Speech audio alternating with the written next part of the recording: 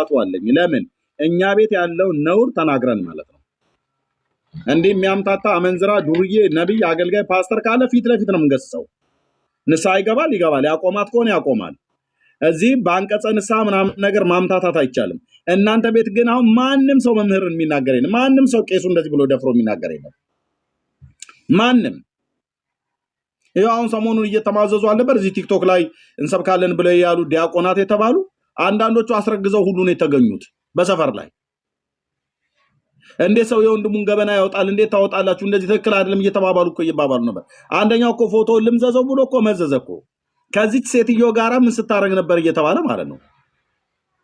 እጮኛም ተባብሎ እየቀደሱ ልጅ አላቸው በሰፈር ላይ ወልደው አስረግዘው ያስወለዱት ማለት ነው። እኛ ጋር መጥቶ ደግሞ ጫዋጫዋ ያጫውተዋል።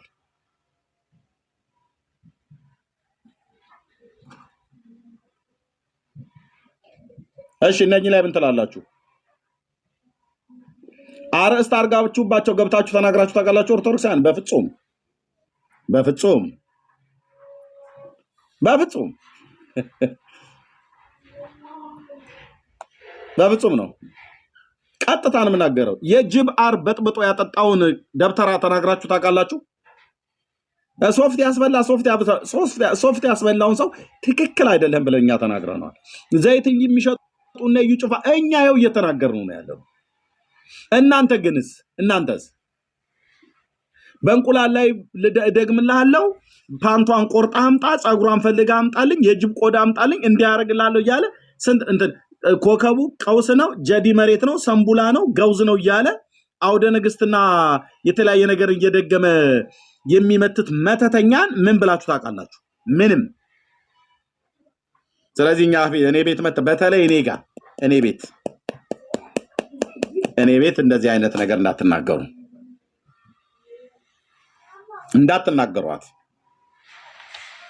እንዳትናገሯት።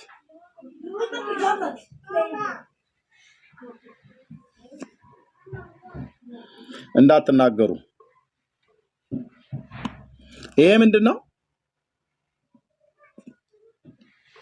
አስረው ጥይት አይመታንም ብሎ ትምህርት ምን ያደርግላቸዋል? የጅብ ቆዳ እጃቸው ላይ አስረው ጥይት አይመታንም ብሎ የሚታገሉ ሰው።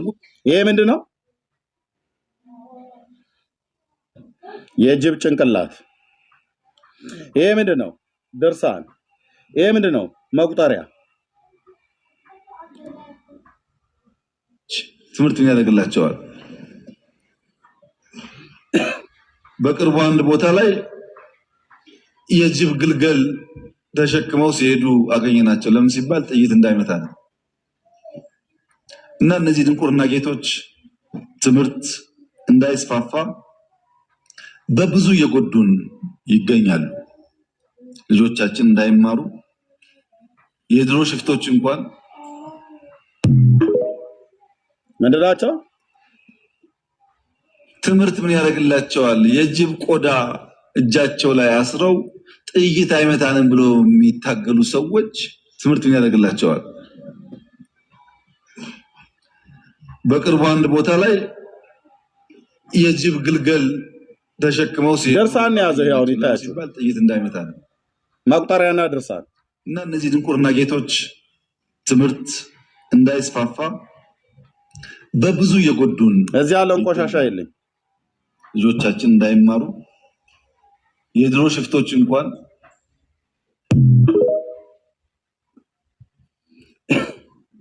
ለጎርጎርልህ ላውጣልህ አፍ የላችሁም እኛ ጋር ለመናገር። የኛን ለኛ ተውት። እኛ ግን ከኛ አልፈን የእናንተን እየተናገርን ነው። ስንት ነውር እንዳለ ማለት ነው። ምድሪቱ ንስሐ ነው የሚያስፈልጋት። ኦኬ፣ ንስሐ ነው የሚያስፈልገው። እንዲህ አይነትን መተትና ጥንቆላ ድግምት የሚሰሩ የት ነው ያሉት ብላችሁ ብትሉ ወንድሞች ናቶቼ በቤተ ክርስቲያን ውስጥ ተጠልለው ያሉት ሁሉም እንደዛ ናቸው ብዬ ባልልም እንኳን እግዚአብሔርን የሚፈሩ አገልጋዮች፣ ካህናት፣ ዲያቆናት፣ መምህራን፣ ምዕመናን እንዳሉ በአቅም እኔ ይሄንን ሀል ህሊናዬን የጣልኩ ሰው አይደለሁም። አይምሮ በትክክል የሚሰራ እግዚአብሔርን ፈራ ሰው ነኝ። እግዚአብሔርን የሚፈሩ ካህናት፣ አገልጋዮች፣ ጳጳሳት፣ መነኮሳት፣ ካህናት፣ ዲያቆናት፣ ምዕመናን እንዳሉ ሁሉ የእነሱን ያህል ልክ ከእነሱ ባልተናነሰ ቁጥር ደግሞ ይሄንኑ መተትና አጋንንታዊ ስራ የሚሰሩት እዛ ነው ያለት። ማንም ማንንም ግን አይቃወምም። ማንንም ደፍሮ እዚህ ምናምን ነገር እንደዚህ ብሎ ይላል እንጂ ቤት ከፍቶ ማይክ በስርዓት ደፍሮ ይሄ ትክክል አይደለም ብሎ የሚል የለም። ካለም ያስወግዱታል። የሆነ ጊዜ ይናገራል፣ ከሆነ ጊዜ በኋላ ይመትቱበትና በሽተኛ አድርገው ወይ ይጥሉታል ወይ ያደርጉታል። ምክንያቱስ የክርስቶስ ደም የለውም። በክርስቶስ ጥላ ስራ አይደለም ያለው። ማንም ቆልሙሞ የሚገለው እረኛ ነው። ባለቤት እንደሌለው ውሻ ሰይጣን ሲቀጠቅጠው የሚገኘው በየቦታው ማለት ነው። ሰይጣን ግን በእኔ ላይ አንዳች መብት የለውም። ምክንያቱስ እረኛዬ ንጉሴ ጌታ ኢየሱስ ክርስቶስ ብሎ የኔ ሰዓት ቀጥር በውስጤ ክብር ነው። ስለዚህ ሁለተኛ እኛ ጋር መጣች ከዚህ የባሰ ጉድ ላሳይ ይችላል። እኛም ጋር እናንተ እንደዛ የምታሳዩት ካለ አሳዩ። እኛ ጋር ያለ ርህራሄ ነገ እንደዚህ ምናምን ነገር ብለን አንልም። ፊት ለፊት ነው የምንቃወመው። ስለዚህ እኛ ስንናገር በጣም ብዙ የምናውቀው ጉድ አለ እያላችሁ ኦርቶዶክሳውያን አታጫፍሩታችሁ ያላችሁት። ምን ጉድ ታውቃለህ? ምን ጉድ ታውቃለህ? የሚያስቀድስ ዘንዶ በቤተ ክርስቲያን ቁጭ አድርገህ የሚያስቀድስ መንበር ስር ተጠምጥሞ የሚያስቀድስ በሰሙነ ሕማማት ማን የሚባል ገዳም የሚያስቀድስ ዘንዶ ቀና ብሎ አስቀድሶ ከዛ ተረፈ መስዋዕትን የጌታን ራት ቅዱስ ቁርባን ስጋና ደሙን ይበላል ይጠጣል ብሎ የሚል ገድል ጽፈ በስርዓት ቤተክርስቲያኑ ሰሜን ሸዋ ላይ በስርዓት እያለ ይሄን አትናገርም።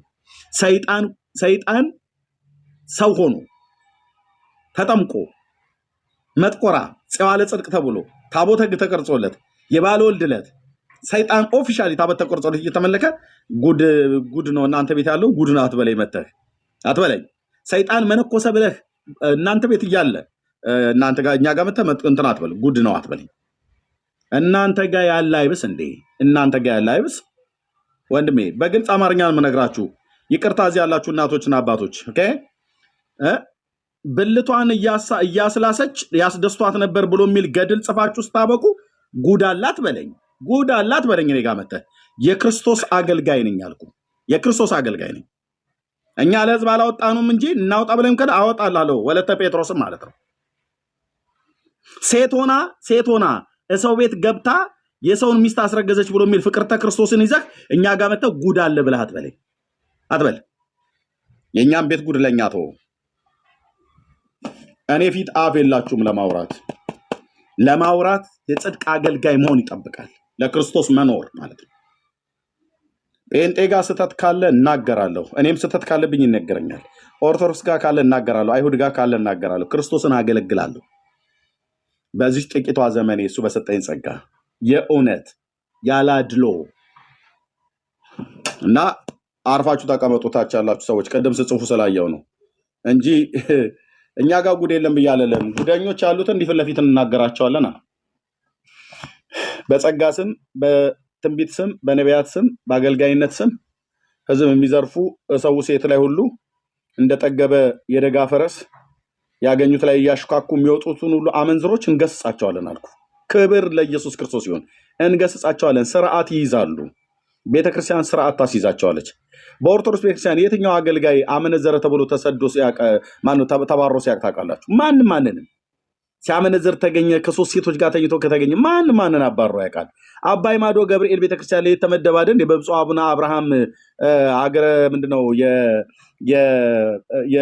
ሊቀ ጳጳስነት ምንድነው የሰበካው የአህጉረ ስብከቱ ሊቀ ጳጳሳቸው ባሉበት አባይ ማዶ ገብርኤል ላይ ድንግሏን ሴትየው አስረግዞ እሱን ጳጳሱን መነኩሴውን ይመስል ቁጭ ኮፒ አላያችሁም በቴሌቪዥን ላይ?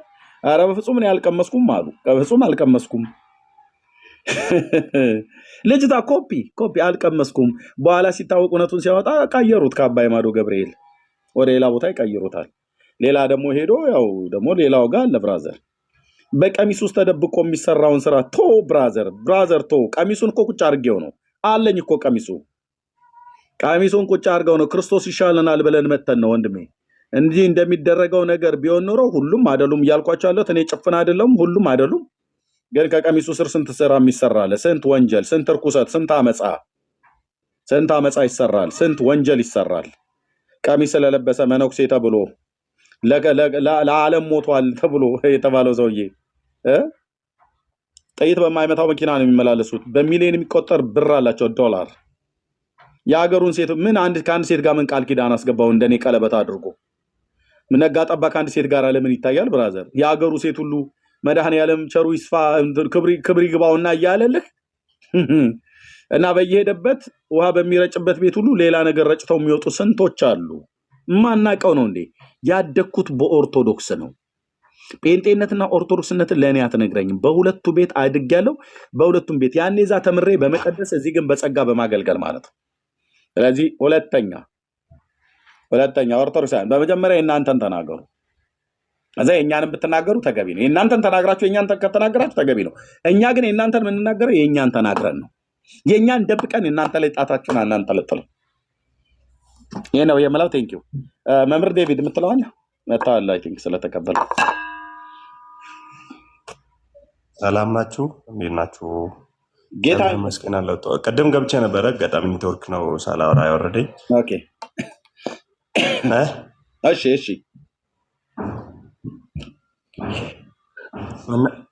አሁን የምታወሩት የሰማው ነበርና የመጀመሪያው ያው ስለ ንስሐ የሚል ስታወሩ ለዛ ብዬ ነው የገባሁት።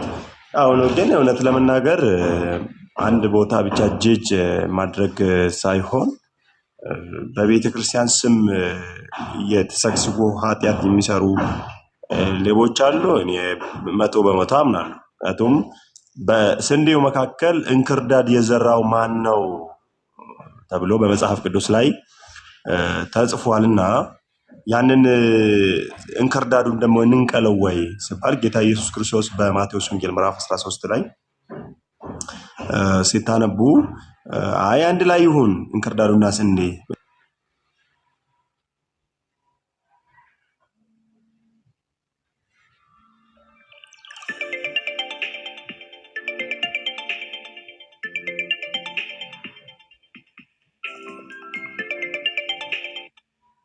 Incoming voice call from ይሄ ደግሞ የቤተ ክርስቲያን +251-716-635-315.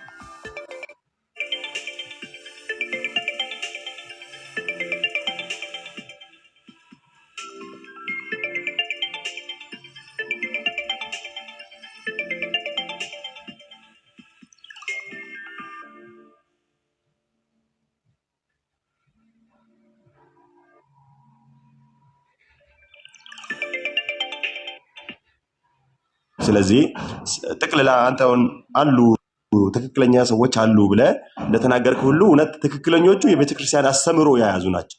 ቅጠል በጣሾች አሉ፣ ስርማሾች አሉ። ይሄ ምንም ማይዋሽ ነገር ነው። እነዚህ ሰዎች ደግሞ ያው በቴሌግራሙ ራሱ እኮ በጣም ያስቸገሩ ማርጊታን ትናንትና እያሉ በዚህ ባህላዊ መድኃኒት ምናምን እያሉ ሲያጭበረብሩ እናያቸዋለን። ልክ አሁን ቪዲዮ እንዳያሳየው ማለት ነው። እነዚህ ሰዎች የቤተ ክርስቲያን ተልእኮ ያላቸው ሰዎች፣ የወንጌል ተልእኮ ያላቸው ሰዎች ሳይሆን እንክርዳዶች ናቸው ማለት ነው። እንክርዳዱን ማን ዘራው? ጠላት ነው፣ ዲያብሎስ ነው የዘራው። ስለዚህ በእንክርዳዱ ስንዴውን እንክርዳዱና ስንዴውን አንድ ላይ ባነቅለው የሚል ሀሳብ አለኝ እኔ። ልክ በፕሮቴስታንቱም ችግር እንዳለ እዚህም አንዳንድ እንክርዳዶች አሉ። ያው ይሄ በሚገባ እኔ አምንበታለሁ። ቤተክርስቲያኑም ይሄንን አቡነ አብርሃም ራሱ ይሄንን ተናግሯል። በነገራችን ላይ ቪዲዮ ላሳያችሁ ይችላል። ደጋሚዎች እንዳሉ ተው ሲባል ራሱ አልተውም አንተ ውጣ እስከ ማድረስ ድረስ ደርሷል ብሎ አቡነ አብርሃም ተናግሯል በቪዲዮ አለ። ስለዚህ ቤተክርስቲያናችን በፊት ለፊት ሰምተሃል አይደል? እሱ ሰምቻለሁ ብፁዕ አቡነ አብርሃምን። እንደውም ህዝቡ ግን ተቃወማቸው እሳቸውን። አንተ ማነው አጥማቂያችንን ንካ ብሎ ያለ እምነት ምንድነው ብለው ሁሉ ጠየቁኝ አሉ እሳቸው። ስለዚህ ይሄ በሚገባ በፊት ለፊት ቁመን የምንቃወመው ነው ማለት ነው። አስማተኞች እኔ መድረክ ላይ ቁመን የምንቃወመው ነው። ምንም ሊያደርጉን አይችሉም። ለምሳሌ እኔ ምንም ሊያደርጉኝ አይችሉም። ምክንያቱም እስራኤልን የሚጠብቅ አያንቀላፋም ተብሎ ተጽፏል። ስለዚህ በሞት ጥላ እንኳን ቢሄድ ክፉን አልፈራም ተብሎ እንደተነገረ እኔ አስማተኞች ምን ያደርጋሉ ምናምን ያስፈራሩኛል በማለት ሳይሆን ቀጥታ አስማተኛ ከሆነ አስማተኛ ነው፣ ይወገዳል ከቤተክርስቲያን። ቤተክርስቲያናችን በእነዚህ ሰዎች አትሰደብም የሚል ሀሳብ አለ። ዴቪድ ግን እናንተ ጋር ምንድነው ብዙ ጊዜ አንተ አሁን የኦርቶዶክስ መምህር እንደመሆን መጠን በሚዲያ በመድረክ ላይ ቆመህ አውደ ምሕረት ላይ ቆመህ ስትናገር አስማተኞችን ዝም ብለህ በፊት ለፊት ስም ሳትጠቅስ እንደዚህ ልትናገር ትችላለህ። ግን አስማት የሚሰራውን ሰውዬ ግን ስሙን ጠቅሰህ ግን ከተናገርክ ያኔ ነው ጉድ የሚፈላው ማለት ነው። አሁን በስርዓት ስም ጠቅሰህ የሚያደርጉ አለን የሚደግሙ የሚጠነቁሉ ሞራ ገላጭ የሆኑ አስማተኞች በድግምት የሚጠነቁሉ ከአጋንንት ጋር ቃል ኪዳን ያድርጉ መልክዓ ሳጥናኤል የሚደግሙ አሉ። መልክዓ ማርያምና መልክዓ ኢየሱስን እንደሚደግሙ ማለት ነው። ሰላም ለዝክረ ስምከ እያሉ እንደሚሉት እውነት ለመናገር አላውቃቸውም። ይኸውልህ ኤርሚ እኔ ማለት ነው እኔ እውነት ለመናገር ማን እንደሆኑ አላውቅም። እግዚአብሔር በሚያውቀው እንትና አስማት ይሰራል እንትና የሚባል ሰው ይህንን ይደግማል የሚል እኔ መረጃ የለኝም። መረጃ ቢኖረኝ ማለት ነው መረጃ ቢኖረኝ ትክክለኛ መረጃ ቢኖረኝ ይሄ ሰው ኦርቶዶክሳዊ አይደለም ተጠንቀቁት ብዬ እናገራለሁ። እኔ አላውቅም። ለምሳሌ ከተማ እንደሆነ አላውቅም። ባውቅ ኖሮ ግን እኔ ባውቅ ኖሮ ማንነቱ ቢታወቅ እኔ እክሌ ነው ብዬ እናገራለሁ። ምንም የሚያስፈራ ነገር የለም። እኔ ሰይጣንን አልፈራም። ምንም ሊያደርገኝ አይችልም። ክርስቶስ ይጠብቀኛል በዚህ ብዬ ስለማምን ማለት ነው። እና እነዚህ አይነት ሰዎችን አይታችሁ ደግሞ ቤተክርስቲያን እንደዚህ ናት ብለን በደፈና ባይነገር የሚል ሀሳብ አለኝ። ከቅንነት ዴቪድ እኔ ስናገር ሰምታለህ? ሰምቻለሁ። ሌሎቹ የደብተራ ቤት ነው የጠንቋይ ቤት ነው ምናምን ብለው ኦርቶዶክስ ቤተክርስቲያን ሲሳደቡ ስለሚሰማ ነው። ኖ ቤቱማ እንዳለ ነው። እውነት ነው። ቤቱማ እዛው አይደል እንዴት ተሸሸጉት? ዴቪድ እዛው እኮ አሉ። ግን አሁን አንተ በግልህ እነማን መሆናቸው ነው ዴቪድ አሁን ማለት ነው እነማን እንደሆኑ ነው እንጂ ስላለ ያላወቃቸው እነሱ ሰዎች ያሉት እኮ ቸርች ውስጥ አይደለም፣ እኛ ጋር አይደለም፣ ሙሉ ወንጌል አይደለም ያሉት ሰዎቹ። የት ነው ያሉት? በኦርቶዶክስ ቤተክርስቲያን ነው። በቅኔ ማህሌት የሚቆሙ ቅዳሴ የሚቀድሱ ጸሎተ ፍትሐት የሚያደርጉ በቤተክርስቲያን አገልግሎት ውስጥ የተሰማሩ የደብር አለቆች የሆኑ በአብነት ትምህርት ቤት ጉባኤ ዘርግተው ቅኔና አቋቋም ቅዳሴን የሚያስተምሩ እንደዚህ አይነት ሰዎች ናቸው። ምን እናውቃቸዋለን? የአብነት ትምህርት ቤት ባለፈው ምንድን ነው ያለው? እኔ ቤት ላይ ያለው አሁን እኔ ቤት ላይ ታስታውሳለህ? ይሄን ቪዲዮ አይተዋል? ቆይ ዴቪድ ላሳየህ። ምንድነው በቤተክርስቲያን ውስጥ አሉ ብሎ ማንም ሰው ቢናገር ብፁዕ አቡነ አብርሃም እኮ ተናግረዋል። አንተም በራሱ ቅድም እያልክ ነበር። አሁን ጴንጤዎች በኦርቶዶክስ ቤተክርስቲያን ውስጥ የመተተኞችና የአስማተኞች የጠንቋዮች ወይ ደግሞ የደጋሚዎች መሰብሰቢያ ነው ብለው ቢሉ ትክክል የተናገሩት ማለት ነው። ለምን ጴንጤዎች ይናገራሉ ተብሎ አይባልም። ምክንያቱም ቤቱ እንደዛ ስለሆነ ማለት ነው። ያሉት እዛም ተሸሽገው ተቀምጠው ያሉት እና ለምንድነው ታዲያ እኔ የተቃወምኩት ይሄን ነው ኤርሚ። አይ ነው ኤርሚ የተቃወምኩት ይሄ ነው። የትኛውን? ቤቱ የጠንቋይ ቤት ነው ተብሎ መነገር የለበትም ነው። ለምሳሌ እንደዛ ከሆነ እኮ ፕሮቴስታንቶች እንደዚህ ናቸው። ይሄው ተብሎ ቢባል ይሄን ስማልኝ፣ ይሄን ወንድም ስማልኝ። እያጠፋት ያለው እረኛ የተሾመው የቤተ ክርስቲያኒቱ ጠባቂ ነኝ የሚል አካል መሆኑን መታወቅ አለበት። ዲያቆን መስተፋቀር ደጋሚ ነው። መርጌታ ጎንደር ጉባኤ ቤት ባህር ዳር ጥንቆላ ቤት ነው። ጎንደር ጉባኤ ቤት ከፍቶ ባህር ዳር ጥንቆላ ቤት ከፍቶ ህዝቡን እያሳበደ ነው። ማን? መርጌታ። በጥንቆላ ተፈቷል። ምዕመኑ አይምሮውን አጥቷል። ሁሉን ነገር አጥቷል። ገንዘቡን አጥቷል። ከሀገሩ ተሰድዷል። የቤተ ክርስቲያኒቱ አማኞች እንዳያስቡ፣ እንዳይሰሩ፣ እንዳይኖሩ ተደርገዋል። በጥንቆላ ተፈታለች አገሪቱ። ቆይ እኔ ሼር አድርጌው ነው እግዚአብሔር የሚለው ላይ ላሳያችሁ። ኦርቶዶክስ ፔጅ ነው። ዛሬ ቤተክርስቲያናችን እያጠፋት ያለው እረኛ የተሾመው የቤተ ክርስቲያኒቱ ጠባቂ ነኝ የሚል አካል መሆኑን መታወቅ አለበት። ዲያቆን መስተፋቀር ደጋሚ ነው። መርጌታ ጎንደር ጉባኤ ቤት ባህር ዳር ጥንቆላ ቤት ነው። ጎንደር ጉባኤ ቤት ከፍቶ ባህር ዳር ጥንቆላ ቤት ከፍቶ ህዝቡን እያሳበደ ነው። ማን? መርጌታ። በጥንቆላ ተፈቷል። ምዕመኑ አይምሮውን አጥቷል። ሁሉን ነገር አጥቷል። ገንዘቡን አጥቷል። ከሀገሩ ተሰድዷል። የቤተ ክርስቲያኒቱ አማኞች እንዳያስቡ፣ እንዳይሰሩ፣ እንዳይኖሩ ተደርገዋል። በጥንቆላ ተፈታለች አገሪቱ። ማሰብ የማይችል ትውልድ ፈጥረናል። እርስ በርሱ መስማማት መናበብ የማይችል ትውልድ ፈጥረናል። መግባባት የማይችል ትውልድ በቤተ ክርስቲያን ፈጥረናል። ደህና ዋልክ ብትለው ዛሬ እግዚአብሔር ይመስገን የሚል የለም። ቸር የሚመልስ የለም። ሁሉ ታማሚ ሆኗል። ይህን ማን ያደረጉት? የቤተ ክርስቲያኒቱ ሰዎች። ዛሬ መርጌታ ጠልሰም ጠልሳሚ፣ ጋኔን ሳቢ፣ የአቃቤ ርዕስ፣ የድጓ፣ የቅኔ እየተባለ አስማትን ጋኔንን ተሸክመው የሚዞሩ እህቶቻችን ማን ነው እያሳበዳቸው ያለ? በመስተፋቅር ዲያቆን። የሚቀድስስ ማን ነው? ዲያቆን። ያጋንንትን ምስጋና እግዚአብሔር አይቀበለውም። የነሱን የቤተ ክርስቲያናችን መዋቅር ፈርሷል። ሲኖዶሳችን ፈርሷል። የህዝቡ አንድነት ፈርሷል። ሞራሉ ተልፈልፍሶ ወድቋል። የቤተ ክርስቲያኒቱ የሥነ መለኮት አስተምሮ ደረጃው ወርዷል፣ ተንኮታክቷል። የሃይማኖት ትምህርቱ ሊቃውንት የሉም፣ ተጨፍጭፈው ጠፍተዋል። ዛሬ ጋኔን ሳቢ ጠልሰም ጠልሳሚ ነው በቤተ ክርስቲያን ተሰግስጎ ያለው። ሸቃጭ ሙሰኛ ዘራፊ ነው ቤተ ክርስቲያንን እያወካት ያለው። አንዱ ዘርፎ ሲወጣ አንዱ ዘላለም ከልመናት ወጣች ቤተ ክርስቲያን። የቅዱሳንን ስዕል መንገድ ላይ ዘርግተን በቅዱሳን ስም ለምነን ቤተ ክርስቲያኒቱ እስካሁን ከልመና አልወጣች። የማንም መለመኛ ናት። ለጥቅም ነው የሚጋፉባት። 150 ሺህ ብር 200 ሺህ ብር እየተሾመ ነው መምህር የሚቀጠርባት ዲያቆን በቤተ ክርስቲያኒቱ ላይ። ዛሬ በየትኛውም መስሪያ ቤት ብትሄዱ ከኢትዮጵያ ኦርቶዶክስ ተዋሕዶ ቤተ ክርስቲያን በላይ የሙስና ጣቢያ እርከን አታገኙ። ከፍተኛው የሙስና ገንዘብ እየተከፈለ ያለ እየተፈጸመባት ያለ ቤተ ክርስቲያን ላይ ነው። ዛሬ የመንግስት ተቋማት ላይ አይደለም። ይህንን እያየህ ታዲያ ቤተ ክርስቲያን መሄድ ምን ይሰራል? ምን እናደርግ? ቤተ ክርስቲያን ምን እናደርጋለን? እኛ ከጠንቋች ጋር ህብረት የለን፣ ከመተተኞች ጋር ህብረት የለን። ምዕመኑን አሳበዱት። ለእኔ ቤተክርስቲያን ማለት የሲሚንቶና ያሸዋ ድርድር ማለት አይደለም። ቤተክርስቲያን ማለት የኢትዮጵያ ኦርቶዶክስ ተዋሕዶ ቤተክርስቲያን ዶግማዋና ቀኖናዋ፣ ክርስቲያኑ ህዝብ የምዕመኑ ደህንነት፣ ህብረት፣ አንድነት ነው። ቤተክርስቲያን ማለት የፍቅር አገልግሎት ነው። ጠልሰም ጠልሳሚ ነው። ዛሬ በንቅሳትና በቀለበት ምን ተሸክመው እንደሚዞሩ የቤተክርስቲያኑ አገልጋዮች ምዕመኑ ሊያውቀው ይገባል። ምዕመኑን በጸበልና በሆስፒታል አሰደው ጨርሶታል። ዛሬ ቤተክርስቲያናችን እያጠፋት ያለው እረኛ የተሾመው የቤተክርስቲያኒቱ ጠባቂ ነኝ የሚል አካል መሆኑን መታወቅ አለበት። ዲያቆን መስተፋቀር ደጋሚ ነው። ይሄ ነው እኔ እንግዲህ ባለማህተቡ ከተባለ እንደነዚህ አይነት ቅጭቅጩን የሚናገሩ ሰው ነው። እኔ ወንድም የተናገረው ነገር ሁሉ በሙሉ አሁን ጴንጤ ስለሆንኩ አድሎ ለማድረግ አይደለም፣ እውነት ነው። ጎንደር ጉባኤ ቤት፣ ባህር ዳር ጥንቆላ ቤት፣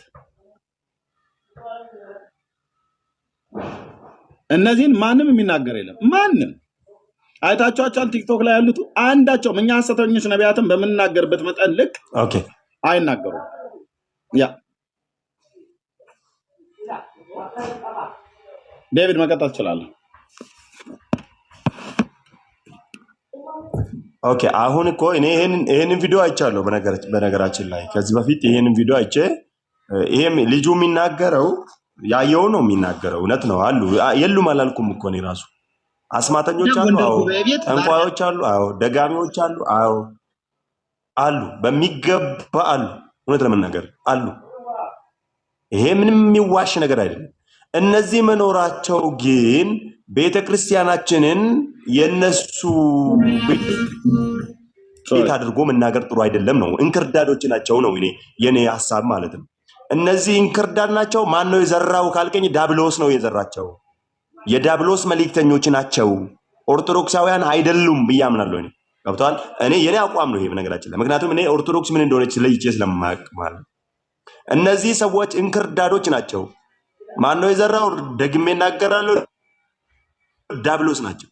ዳብሎስ መልእክተኞች ዴቪድ ግን ከላይ ካሉት ጀምሮ ስለዚህ የእንትን ቅድም እንደተናገርኩት የአውደ ንግስት የሚደክሙ ሰዎች የሉም አሉ አይደለም እኮ ነው የማየው። ቤተ ክርስቲያኒቱ ጤነኛ ናት። እኔ ማምነው ዴቪድ ኦኬ እሺ፣ እንክርዳዱ ከእህሉ ከበለጠ እንክርዳድ ነው እንዴ? ይሄ እኮ እንክርዳድ አይደለም እንዴ? ጥቂቶች እንክርዳድ የሆኑት እኮ ናቸው አሁን እንደውም ትክክል የሆኑት። አብዛኛውን መተተኛና ጥንቆላ ላይ የተሰማራ አይደል እንዴ? ለምንድን ነው እውነቱን ማንነጋገረው? ለምን እንክርዳድ ብለህ ለምን ቁጥራቸውን ታሳንሳለህ? እውነቱን ከተነጋገርን አብዛኛውን በዚህ መተት የተያዘ ማለት ማናት አይደለም። ተው ዴቪድ አታውቁም ብዬ አይደለም እኮ እኔ አሉ ብያለሁ አይደለም አሉ ብያለሁ። እውነት ለመናገር የሉም አላልኩም፣ ግን መኖራቸው ቤተክርስቲያንን የሚያጠቃ ነገር አይደለም ማለት በእነሱ ምክንያት እንደው በእናንተ ምክንያት ስሜ በአሕዛብ መካከል ይሰደባል ተብሎ በሮሜ መጽሐፍ እንደተነገረ ጳውሎስ እንደተናገረ ከብሉይ ኪዳን ጠቅሶ እንደተናገረ ማለት ነው። ልክ እነዚህ ሰዎች ቀጥታ ቤተክርስቲያኑን እነሱ እንደሆነ አድርገን ነው እየሳልን ያለው። ገብቷል? ቤተክርስቲያኒቱ የነሱ መልእክተኛ እንደሆነች ወይ ደግሞ የደጋሚዎችና የጠንቋዮች ቤት እንደሆነች አድርገን ነው እየሳልን ያለ ነው። ምክንያቱም ቤተክርስቲያን ውስጥ ተሰግስጓል። አዎ ገብቷል። አዎ አሉ። አሁን እኔ ቀጥታ ቅድም እኮ ኤርሚ ተናግሯል። ምን ብሏል ኤርሚ? በእኛ ቤት ውስጥም ስህተት የሚሰሩ ሰዎች አሉ፣ ደግሞ ጤነኞችም አሉ። ኦርቶዶክስ ውስጥ እንደዚህ አይነት የሚሰሩ ሰዎች አሉ፣ ጤነኛሞችም አሉ ብሎ ለይቶ ተናግሯል። እሱ እኔ አምንበታለሁ። ግን ጤነኞች ቤተክርስቲያንን አስተምሮ ይዞ የሚኖሩ በትክክል አሉ። እነዚህ ደግሞ በትክክል ያልሆኑ ደጋሚዎች ስለገቡ ቤተክርስቲያን የደጋሚ ስብስብ ነው ብለን መናገር ለሞራል ጥሩ ነው ወይ ነው የኔ ጥያቄ። ምክንያቱም አስተምሯችን ስላልሆነ ማለት ነው። አስተምሯችሁ ላይሆን ይችላል። ኦኬ። ነገር ግን አብዛኛውን ብዛሃቱን አገልጋይ በእንደዚህ አይነት ነውር የተያዘ ነው። በዚህ እንኳን ነውር ባይያዝ በአስተምሮ ደረጃ ደግሞ ገድላቱና ድርሳናቱ ከመጽሐፍ ቅዱሱ ውጪ የሆነ የጨለማን አሰራር አዶፕት እንዲያደርጉ አድርጓቸዋል። ይሄ እውነታ ነው። አብዛኛውን ነው የምልህ እኔ። ሁሉም 100% መቼስ ሁሉም ደጋሚ ነው፣ ሁሉም እዛ ይመትታል ምናምን ብዬ መናገር ያድፍረቱ የለኝም። በትክክል ጥቂቶች ናቸው ያሉት። ጥቂቶች ያው በስሌት ባልሰራውም በግምት ግን ወደ 80% የሚሆነው ግን በእንደዚህ አይነት የጨለማ አሰራር የተያዘ ነው። ህዝቡንም ይዞታል በዚህ ጉዳይ። አትሊስት በዚህ እንደዚህ ቀጥታ እንኳን ዳይሬክትሊ እንኳን እንደዚህ ባይመቱቱም የቀሩቱ ደግሞ በእንትንም ተይዘዋል። ላይክ በትክክለኛ ባልሆኑ የአምልኮ ስርዓቶች ተይዟል። ይህ መጽሐፍ ቅዱሳዊ በሆኑ የአምልኮ ስርዓቶች የተያዘ ነው አብዛኛው። ቀጥታ አጋንንታዊ ስራ የሚሰሩቱ እነሱ አሸን ናቸው። ከዛም ደግሞ ጥቂቱ የቀሩቱ ደግሞ ያው ትክክለኛ ባልሆነ ወይም በተጣመመ አስተምሮ ገድላትና ድርሳናት ላይ በተመሰረተ በዛ ተይዘዋል። በጣም ጥቂቶች ደግሞ የእውነት ወንጌል ገብቷቸው ደግሞ እዛ ውስጥም የሚፋለሙ አሉ። በቃ ይሄ ነው ያለው እውነታ። ስለዚህ ታዲያ ምንድን ነው መሆን ያለበት? መሆን ያለበት አንድና አጭር ነገር ነው። እቺ ቤተክርስቲያን ይሄ ከግብፅና ከተለያየ ሀገር የሰበሰበቻቸውን ኮተት ጥላ፣ ገድላት ድርሳናት የምትላቸውን ኮተት፣ ይህ መጽሐፍ ቅዱሳዊ የሆኑ ነገሮች ጥላ ፊቷን ወደ መጽሐፍ ቅዱስ እውነተኛ አስተምሮና ምልልስ ካልተመለሰች፣ ንስሐ ካልገባች ይሄ ነው በቃ የሚቀራት ምንም ነገር የለም። አንድ አገልጋይ የተባለ ቅድም እንግዲህ ቪዲዮን አሳይተናል እንዴ 4 አይነት አጋንንት ይጨፍርብኛል እያለ ሲፈልግ የሚፈልገው አጋንንት የፈለገው ታይም ላይ እየተነሳበት እንደዛ እያደረገ መስቀል ግብዳ መስቀል እንግዲህ ደረቱ ላይ አንጠልጥሎ ሰውም እያሳለመ ይህ መምህር ነው የቤተክርስቲያኒቱ መምህር ተብሎ እንግዲህ ከታጀበ ምን ቀራት ለዚህ ቤተክርስቲያን? ወንድሜ ምን ቀራት? ይሄ በእውነት ይሄ የሚያስቅ አይደለም። በጣም ነው የሚያሳዝነው። ስንትና ስንት ህዝብ ነው በዚህ ውስጥ የሚታሰረው? ምን ቀራት? ንስሐ ትግባ እንዴ! ንስሐ ግቡ። መጽሐፍ ቅዱሱን አንሱ። በአጋንንት የተያዘ ሰው እንዴት ነው ለእናንተ አገልጋይ የሚሆነው? ለዛውም በቁጥር የሚታወቅ አጋንንት የፈለገበት ሰዓት እየተነሳ ወደ ሆስፒታል የሚወስደው የሚጥለው የሚያነሳው ምን የሚለው የትኛውን ህዝብ ነፃ ሊያወጣ ነው? ራሱ ነፃ ሳይወጣ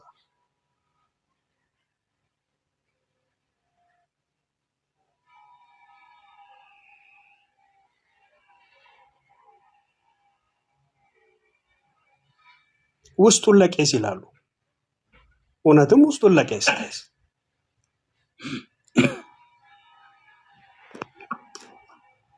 ኤርሚ የቀጥሉሽ። እሺ ተባረኩ ወገኖች። እውነትን ታውቃላችሁ፣ እውነት አርነት ያወጣችኋል ይላል። ስለዚህ የምናውቀው እውነት ቢኖር ልናውቀው የሚገባ እውነት ቢኖር የእውነቶች ሁሉ ማማና ቁንጮ የሆነው እግዚአብሔር ልጅ ኢየሱስ ነው። በእርሱ በኩል የተነገረንን በቅዱሳት ነቢያት የተተነበየውን በቅዱሳት ሐዋርያት የተሰበከውን የእግዚአብሔርን ቃል ሰዎች ማወቅ አለብን። አርነት እንድንወጣ ከኃጢአት ባርነት ከዘላለም ጥፋት የሰውን ውድቀት እንቁጠር ብለን ካልል በጣም ብዙ ኮተት በጣም ብዙ ጉድ እናወጣለን። ግን እኛ ግብዞች ሆነን የእኛን ትተን የኦርቶዶክሳውያኑን ብንናገር ግብዝነት ነው። ግብዝነት ደግሞ አንዱ ኃጢአት ነው። ኦርቶዶክሳውያን የራሳቸውን ትተው እኛ ላይ ጣታቸውን ሲያላክኩ ነው ሁሉ ቀን የሚታዩት። የራሳቸው ትልልቅ ስተት፣ ትልልቅ ምንፍቅና፣ ትልልቅ ክደት በመጽሐፎቻቸው ጽፈው ሲያበቁ በእግዚአብሔር ስም በቅዱሳን ስም ጽፈው ሲያበቁ ማንንም አይናገርም። ማንንም ኢየሱስ ክርስቶስ የሰውን ከንፈር እየመጣ የወንዶችን ከንፈር ይስማል ብሎ ሲሉ ምን ችግር አለው እኮ ብሎ እኮ የሚል ህዝብ እኮ ነው ወንድሞቼ። ቃል በቃል እዚሁ ጠይቀናቸው ምን ችግር አለው ታዲያ? እሱ ላደረገው ነገር እናንተ ምን አስጨነቃችሁ ይላል። ጌታ እንዴት ከሰማይ ወርዶ የሰውን ከንፈር የወንድ ከንፈር እንዴት ይስማል? ይሄ ወንድ ከንፈር ከከንፈር ጋር ማሳሳ ምንድነው? ግብረ ሰዶማዊነት ነው ወይስ ምናዊነት ነው? ምን ችግር አለው ነው ያሉን ገብተው እዚሁ አገልጋዮች የተባሉት። እሱ ላደረገው እናንተ ምን አስጨነቃችሁ ነው ያሉት። አንተ ግን ታደርገዋለህ ወይ? ወጥተህ መንገድ ላይ አሁን አንዱን ወንድ ከንፈሬን ሳመኝ ብለህ ትለዋለህ ወይ? ብትለው ይስምሃል ወይ ብዬ ስጠይቀው አይኔን እንደዛ አትበለኝ አለ። እሱ ላይ እንዲሆንበት የማይፈልገውን ነገር አየህ ጌታዬ መድኃኒዓለም ብሎ በሚለው ላይ ያደርጋል ማለት ነው።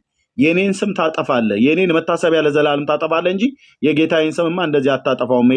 ዘማዊ ትውልድ ንስሐ ነው መግባት ያለባችሁ። አንዱም እቺ ቤተክርስቲያን አትሳሳት የሚሉ አሊመጡና ድብና አርጋ ነው እንጂ የክርስቶስ ቤተክርስቲያን የምትሳሳተው። ተሳስተው የሚያውቃሉ።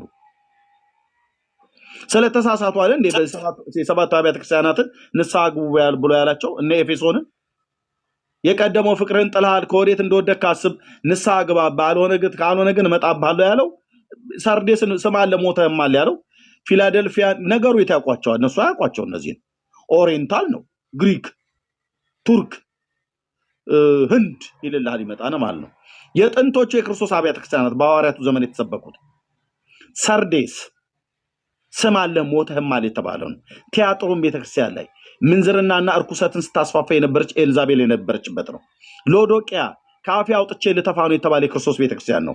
ኤፌሶን የቀደመ ፍቅሩን የጣለ ከወዴት እንደወደቅ አስብ ንስሐ ግባ ተብሎ የተባለ ቤተክርስቲያን ነው።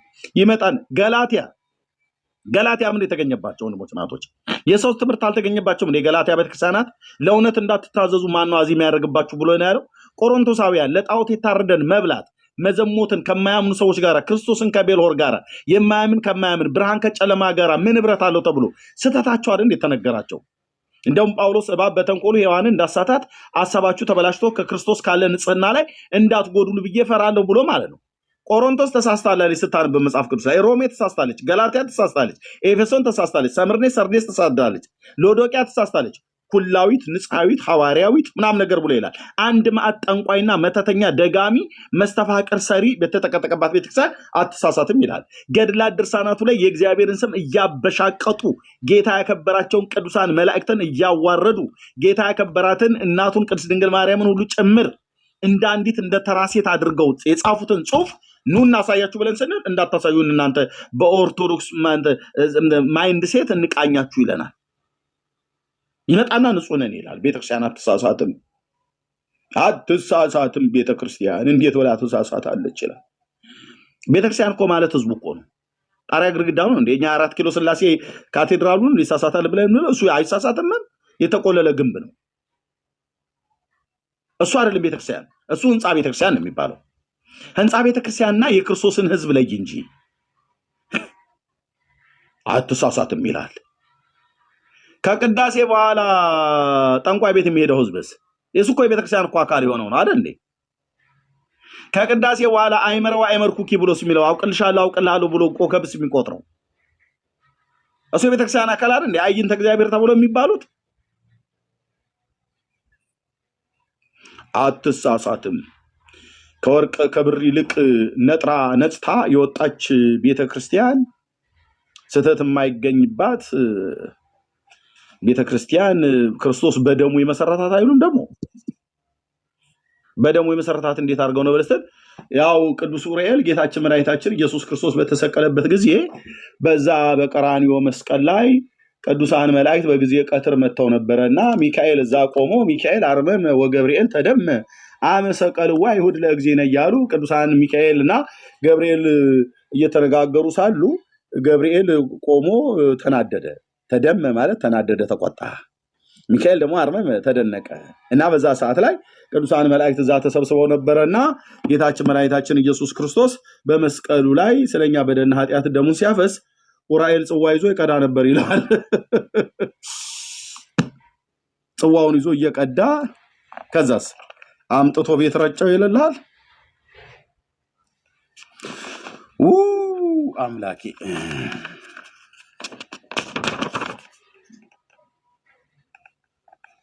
አምጥቶ ቤት ረጨው ይላል።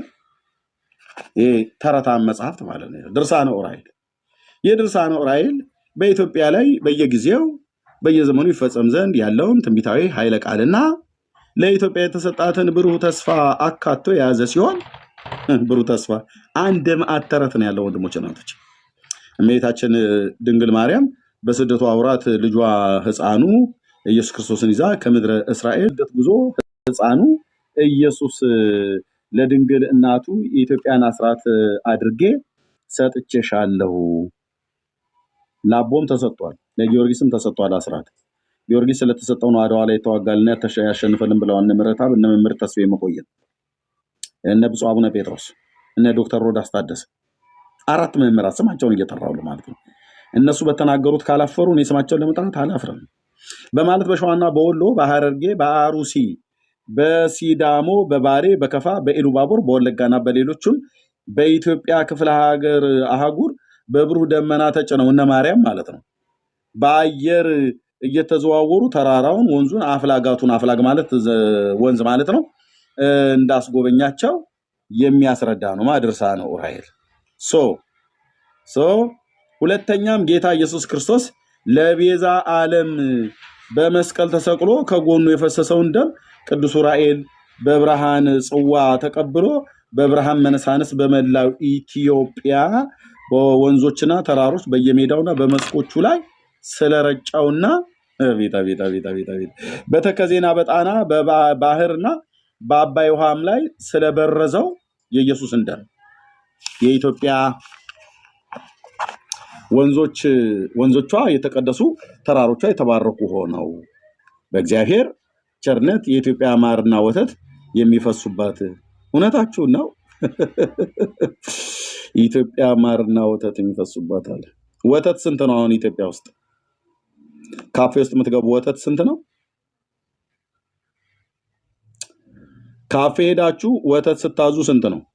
ተናገሩ። ኢትዮጵያ ውስጥ ያላችሁ ወንድሞች 30 ብር። ይሄው እየፈሰሰ ነው ታዲያ። እንዴት ተወደደ? 30 200 ብር ኖ በሲኒ ነው ያልኩህ አንተ 230 ትላላችሁ እንዴ? ኧረ በህግ አምላክ ምንድነው 120 130 የምትሉት? ሰው እንቅልፍ ላይ ሆኖ እንዴ የሚጽፈው? እኔ ካፌ ውስጥ ሄዳችሁ የጠጣችሁ ነው ያልኩት። ግምታችሁን ጻፉ አላልኩም። ያው ለዚህ ቋንቋቸው ተደበላለቀ። ይኸውልህ እንግዲህ ይታይ፣ ግማሹ 300 ይላል፣ ግማሹ 600፣ ግማሹ 10 ይላል፣ ግማሹ 80። እንዴ ማን ቆይ በግድ ማን ነው ጻፉ ያላችሁ ወገኖቼ? ምንድነው የምጽፉት አሁን? ይሄ ሁሉ አሁን አብዛኞቹ የሚጽፉት ኦርቶዶክሳውያን ናቸው። እያያቸው ኦርቶዶክሳውያን አሁን ፌማ የሚባለው ኦርቶዶክሳዊ ነው። ተቃጥለዋል። ላይ ይሄን ተረት ስላወጣሁት 30 ብር ነው አይደለ? ኦኬ 30 ብር አይደል? ኦኬ ቲክቶክ የሚባለው 30 ብር።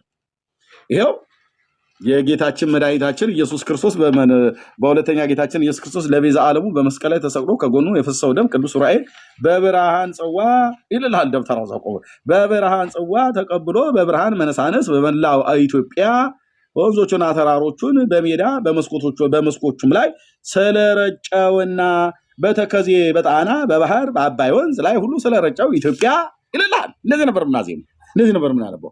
ህዝቦቿ የተቀደሱ ተራሮች የተባረኩ ሆነው በእግዚአብሔር ቸርነት የኢትዮጵያ ማርና ወተት የሚፈሱባት በተፈጥሮ የበለጸገች ሀገር መሆኗን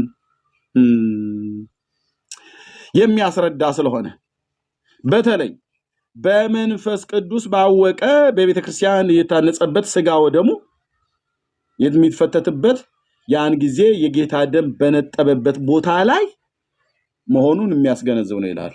ኦርቶዶክሳን ቤተክርስቲያን በላይ የሰየመችው ቦታ የሰራችው አለ አይደል? ህንጻ ቤተክርስቲያን በሙሉ ያ ቦታ እሷ የሰራችበት ቦታ ኡራኤል የዛሬ 2000 ዓመት በጽዋ ቀርቶ አምጥቶ የክርስቶስን ደም በኢትዮጵያ ምድር ላይ ሲረጨው ደሙ በነጠበበት ቦታ ነው የተሰራው ብላ ተረት ታስተምራለች ለህዝቡ። ይታይ የሰው ደም በሰው አካል ውስጥ ያለ ደም ስንት ሊትር ነው ቢኒ? 5 ሊትር ነው 6 ሊትር አይደል አጠቃላይ የሚባለው? ያ ኦን አቨሬጅ ከ5 እስከ 6 ሊትር ያ ከ5 እስከ 6 ማለት ነው። የኢትዮጵያ ስንት ነው ቆዳ ስፋቷ? አስቡት እንግዲህ በወንዞቹ በተራሮቹ በሸለቆ በእንትን ቦታ ሁሉ ነው ረጨው ብለው ያሉት። አሁን 6 ሊትር የሰው የጌታ ደም እንግዲህ ሰው ስለሆነ ማለት ነው 6 ሊትር ከ5 እስከ 6 ሊትር ነው ሰው የሚኖረው። እዛ እስራኤል ምድር ላይ አልተረጨም እና በሙሉ መጥቶ ኢትዮጵያ ውስጥ ተረጨ ይላል። ይሄ ተረታም ትውልድ ተረት። አንተ የኦርቶዶክስ ቤተክርስቲያን ማለት የተረት መፍለቅ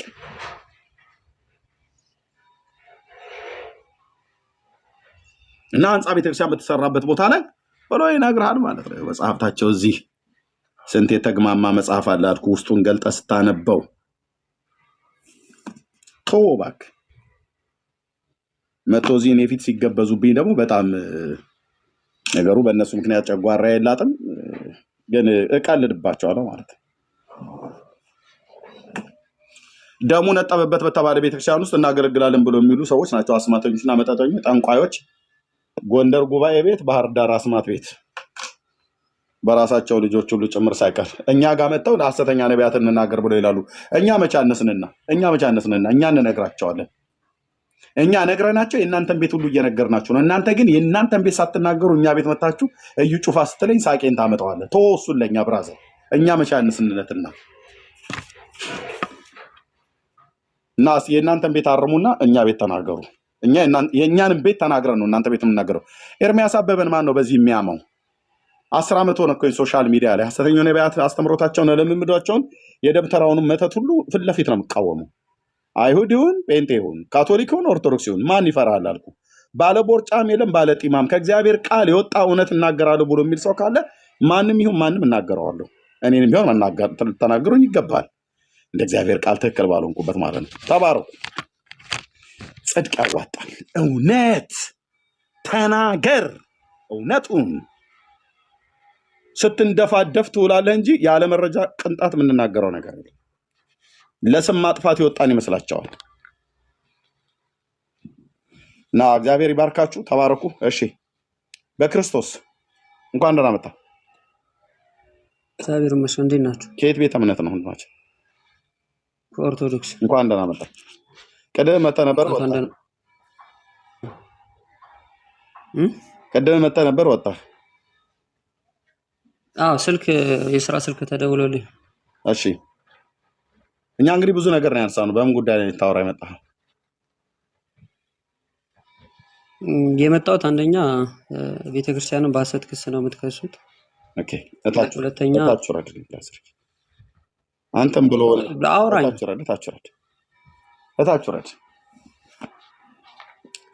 እታች ወረድልኝ ወንድምዬ።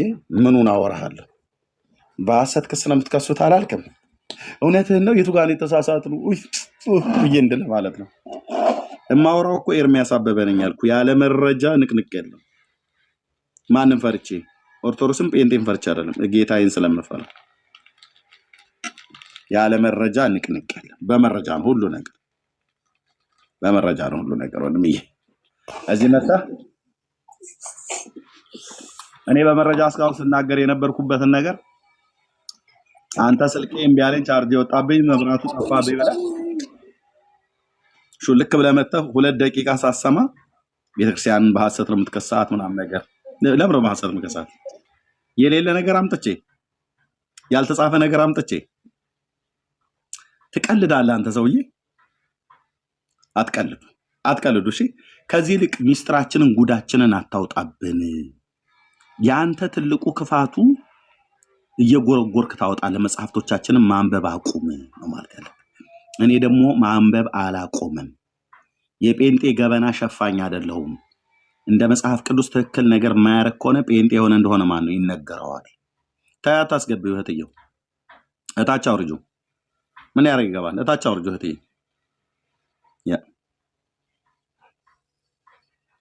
እታች ወረድ እና አደብ ግዙ። እሺ ቴንክ ዩ ጻዲ። አቤት ዛሬ ትንሽ አግሬሲቭ ሆነሃል። ተአምሩ አስገርሞክ ነው? አናዶክ ነው? ለምን እኛ ላመን ነው አንተ መበሳጨትህ ተገቢ አይመስለኝም ኤርሚ። የትኛው ታምር? ይሄ የቅዱስ ዑራኤል ደም ያንጠባጠበው ተንጠባጠበ አይደል? ተንዠቀዠቀ አይደል? እናንተ ምድር ላይ ይሄ እኮ ተአምር ነው እኮ። ምንም ችግር የለውም። ተአምር ነው። ከአይምሮ በላይ የሆነ ነገር ነው ተአምር የሚባለው። እውነት ነው። በሰውኛ ስናስበው ከባድ ነው፣ ከአይምሯችን በላይ ነው። ግን ደግሞ ለእግዚአብሔር የሚሳነው ነገር የለም። ተአምር የተባለው ለዛ ነው። ችግር የለም። እኔ የምልሽ ዑራኤል አምጥቶ ሲረጨው ኢትዮጵያ ምድር ላይ ነው አይደል የረጨው? አሁን ሲናገር በተራሮች በወንዞች ሁሉ ነው የረጨው በምድሪቱ። አዎ ኢትዮጵያ ብቻ ነው ማለት ይከብዳል። ቅድስት ቤተክርስቲያን የተተከለችበት ቦታ ላይ ሁሉ ረጭቷል።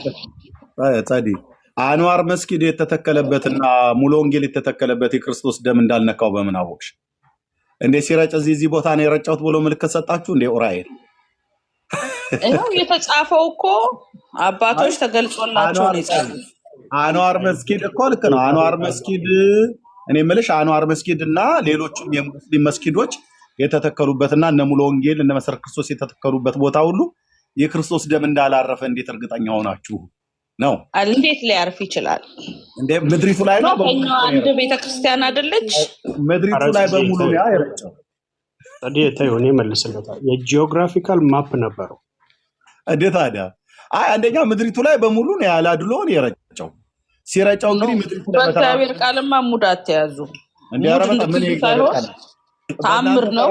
አይኖ እንደሚከብዳችሁ ለመቀበል ግን እኔ ስትናደድ ያው ኤርሚ ለአንተ ያለኝ አመለካከት ጥሩ እንደሆነ ታውቃለህ።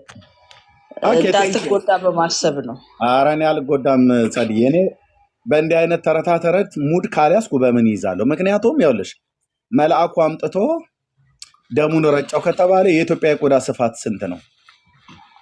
እንግዲህ ምን ያህል እንደሆነ ታውቁታላችሁ። በጣም ትልቅ ምድር እናት ሀገራችን እና የሰው ደም ከ5 ሊትር እስከ 6 ሊትር ነው ተብሎ የሚባለው።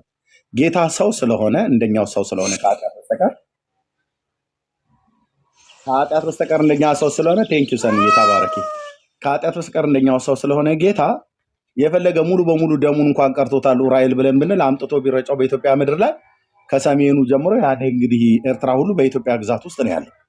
እንደው ኤርትራን ጨምሮ ኢትዮጵያ ብሎ የሚለው እሱኛው ከሆነ ማለት ነው። ኦኬ አምጥቶ ቢረጫው 6 ሊትር ዘይት በኢትዮጵያ ምድር ላይ ሁሉ ነው ማለት ነው ያርከፈከፈው። ሲያርከፈክፍ ደግሞ ያኔ ኦርቶዶክስ የምትባል ቤተክርስቲያን አልነበረችም። ስለዚህ አሁን እናንተ ቤተክርስቲያን በሰራችሁበት ላይ የክርስቶስ ደም እንዴት እንደነጠበበት አንዋር መስጊድ የእስላሞች መስጊድ ወይ ደግሞ የኛ የጴንጤዎቹ ቤተክርስቲያን የተተከለበት ቦታ ደም እንዳልነካው፣ የኛንና የሙስሊሞቹን ደም እንዳልነካው፣ የካቶሊኮችን ደም እንዳልነካው፣ የእናንተን ደም እንደተነካው በምን እርግጠኛ ሆናችሁ ነው የምለው? ወይስ ካርታውን ሰጣችሁ? ደም የነጠበበት ቦታ ላይ ዑራኤል ከሰማይ ማፑን ሰጥቷችሁ እዛ ላይ ነው እየተከላችሁ ያላችሁት? ምንም በስተት ሙስሊሞች ደሙ የነጠበበት ቦታ ላይ ያልሰሩ መስጊድ። ምክንያቱም ምድሪቱ ሁሉ ነው የተረጨው። ይሄ እኮ ተራ የባልቴት እኮ ተረት ቆይ መልሾች። ኦኬ አሁን የተሳሳትከው ኤርሚ ምንድን ነው? የሰው ደም ማለትህ ነው። ኢየሱስ ክርስቶስ ሰው ብቻ ነው እንዴ? አምላክ ሰው ማለት ነው። የሰው ደም 5 ሊትር ከ6 ሊትር ከ5 ሊትር እስከ 6 ሊትር ብያልኩሽ የኛን ደም ማለት ነው። ስለዚህ ጌታ እንደኛ ሰው ስለሆነ አምላክ አሁን ይሄ ጠፍቶኝ ነው። አምላክ ሰው ሆኑ ጠፍቶኝ ነው። ኢየሱስን ሰው ብቻ ብያለሁ። የአምላክ ደም እኮ የአምላክ ደም አትልም። የአምላክ ሰው ደም ኢየሱስ ሰው ስለሆነ እንደኛ ሰው ስለሆነ የአንድ ሰው ደም ከ5 ሊትር እስከ 6 ሊትር ይቆጠራል። ስለዚህ ይለካል። ስለዚህ የጌታም ደም የዛኑ ያህል የ5 ሊትር እስከ 6 ሊትር ነው። ከዛ በላይ ሊሆነው አይችልም። ምክንያቱም ፍጹም ሰው ስለሆነ፣ ፍጹም አምላክነቱን ሳይለቅ ፍጹም ሰው ስለሆነ ነው። እሱን ታዩና ልቅ ያ ደሙ የነጠበበት ቦታ ላይ የሙስሊምና የጴንጤ ቸርች ምንም አልተመሰረተም፣ አልተተከለም። በስህተት የካቶሊክ ቤተክርስቲያን አልተሰራም። የእናንተ ብቻ የተሰራ። እችን ቤተክርስቲያን እንግዲህ በክርስቶስ ደም ነው የታነጸችው ብለን ስናገር የሚተው ዛሬማ አግሬሲቭ ሆናል። ለምንድን ነው እንደዚህ የምትናድደው? እኔ አልተናደድኩም። እኛ እኮ አምነንበታል ይሄን ነገር። እኔ አሁን ልጁኜ ነው ይሄን ያመንኩት። ለዚህ ነው ቤተክርስቲያን ስገባ በፍርሃት ጫሜን አውልቄ እማንዘለውም። ለዚህ ነው። የት ነው የማዘሉት? ቤተክርስቲያን ውስጥ ነው። አዎ አንዘልም። ላሳይሽ ሲዘሉ አሳየኝ። የገመድ ዝልያ ነው ምንድነው የማዘሉት? አንዘልም በፍርሃት። እኛ እኔ ጋር ስትመጪ ሁሉ ቀን እኔ ላይ ሙድ እያልሽ መሄድሽ ነው። ምንድነው የማዘሉት እንዴ? አንዘልም። እንደናንተ እንዘላለን እንዴ? ከወንበር ወደ ወንበር እንዴ?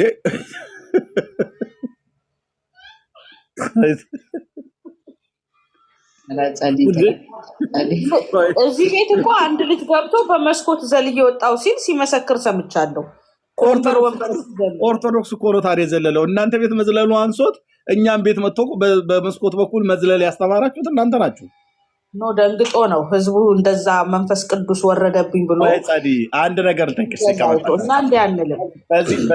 በዚህ የዛሬውን ፕሮግራም እንቋጨው። ጸዲሻ አንቺ ስትመጪ አንዳንዴ እንደ ክበቡ ገዳ የሚያደርግሽ ነገር አለ፣ ግን እችልሻለሁ።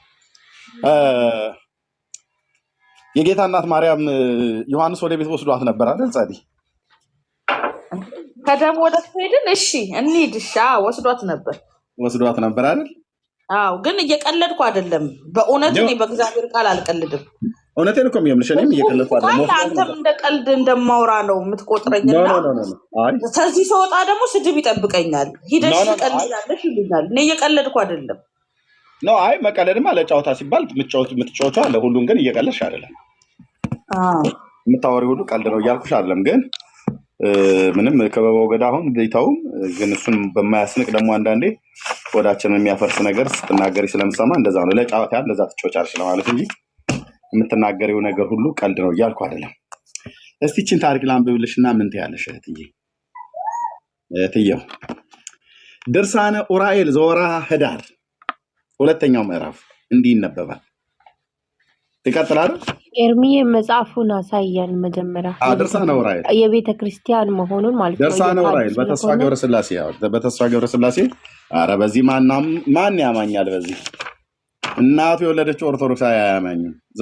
በተስፋ ገብረስላሴ ዘብሔረ ቡልጋ 1985 ዓ.ም ዘወርሃ ሚያዝያ ላይ የታተመው ማለት ነው። ግዕዝና አማርኛ። ኦኬ ገጽ 8 ጀምሮ ጸዲ ይነበባል። አዎ እየሰማው ነው። እንደዚህ ይላል።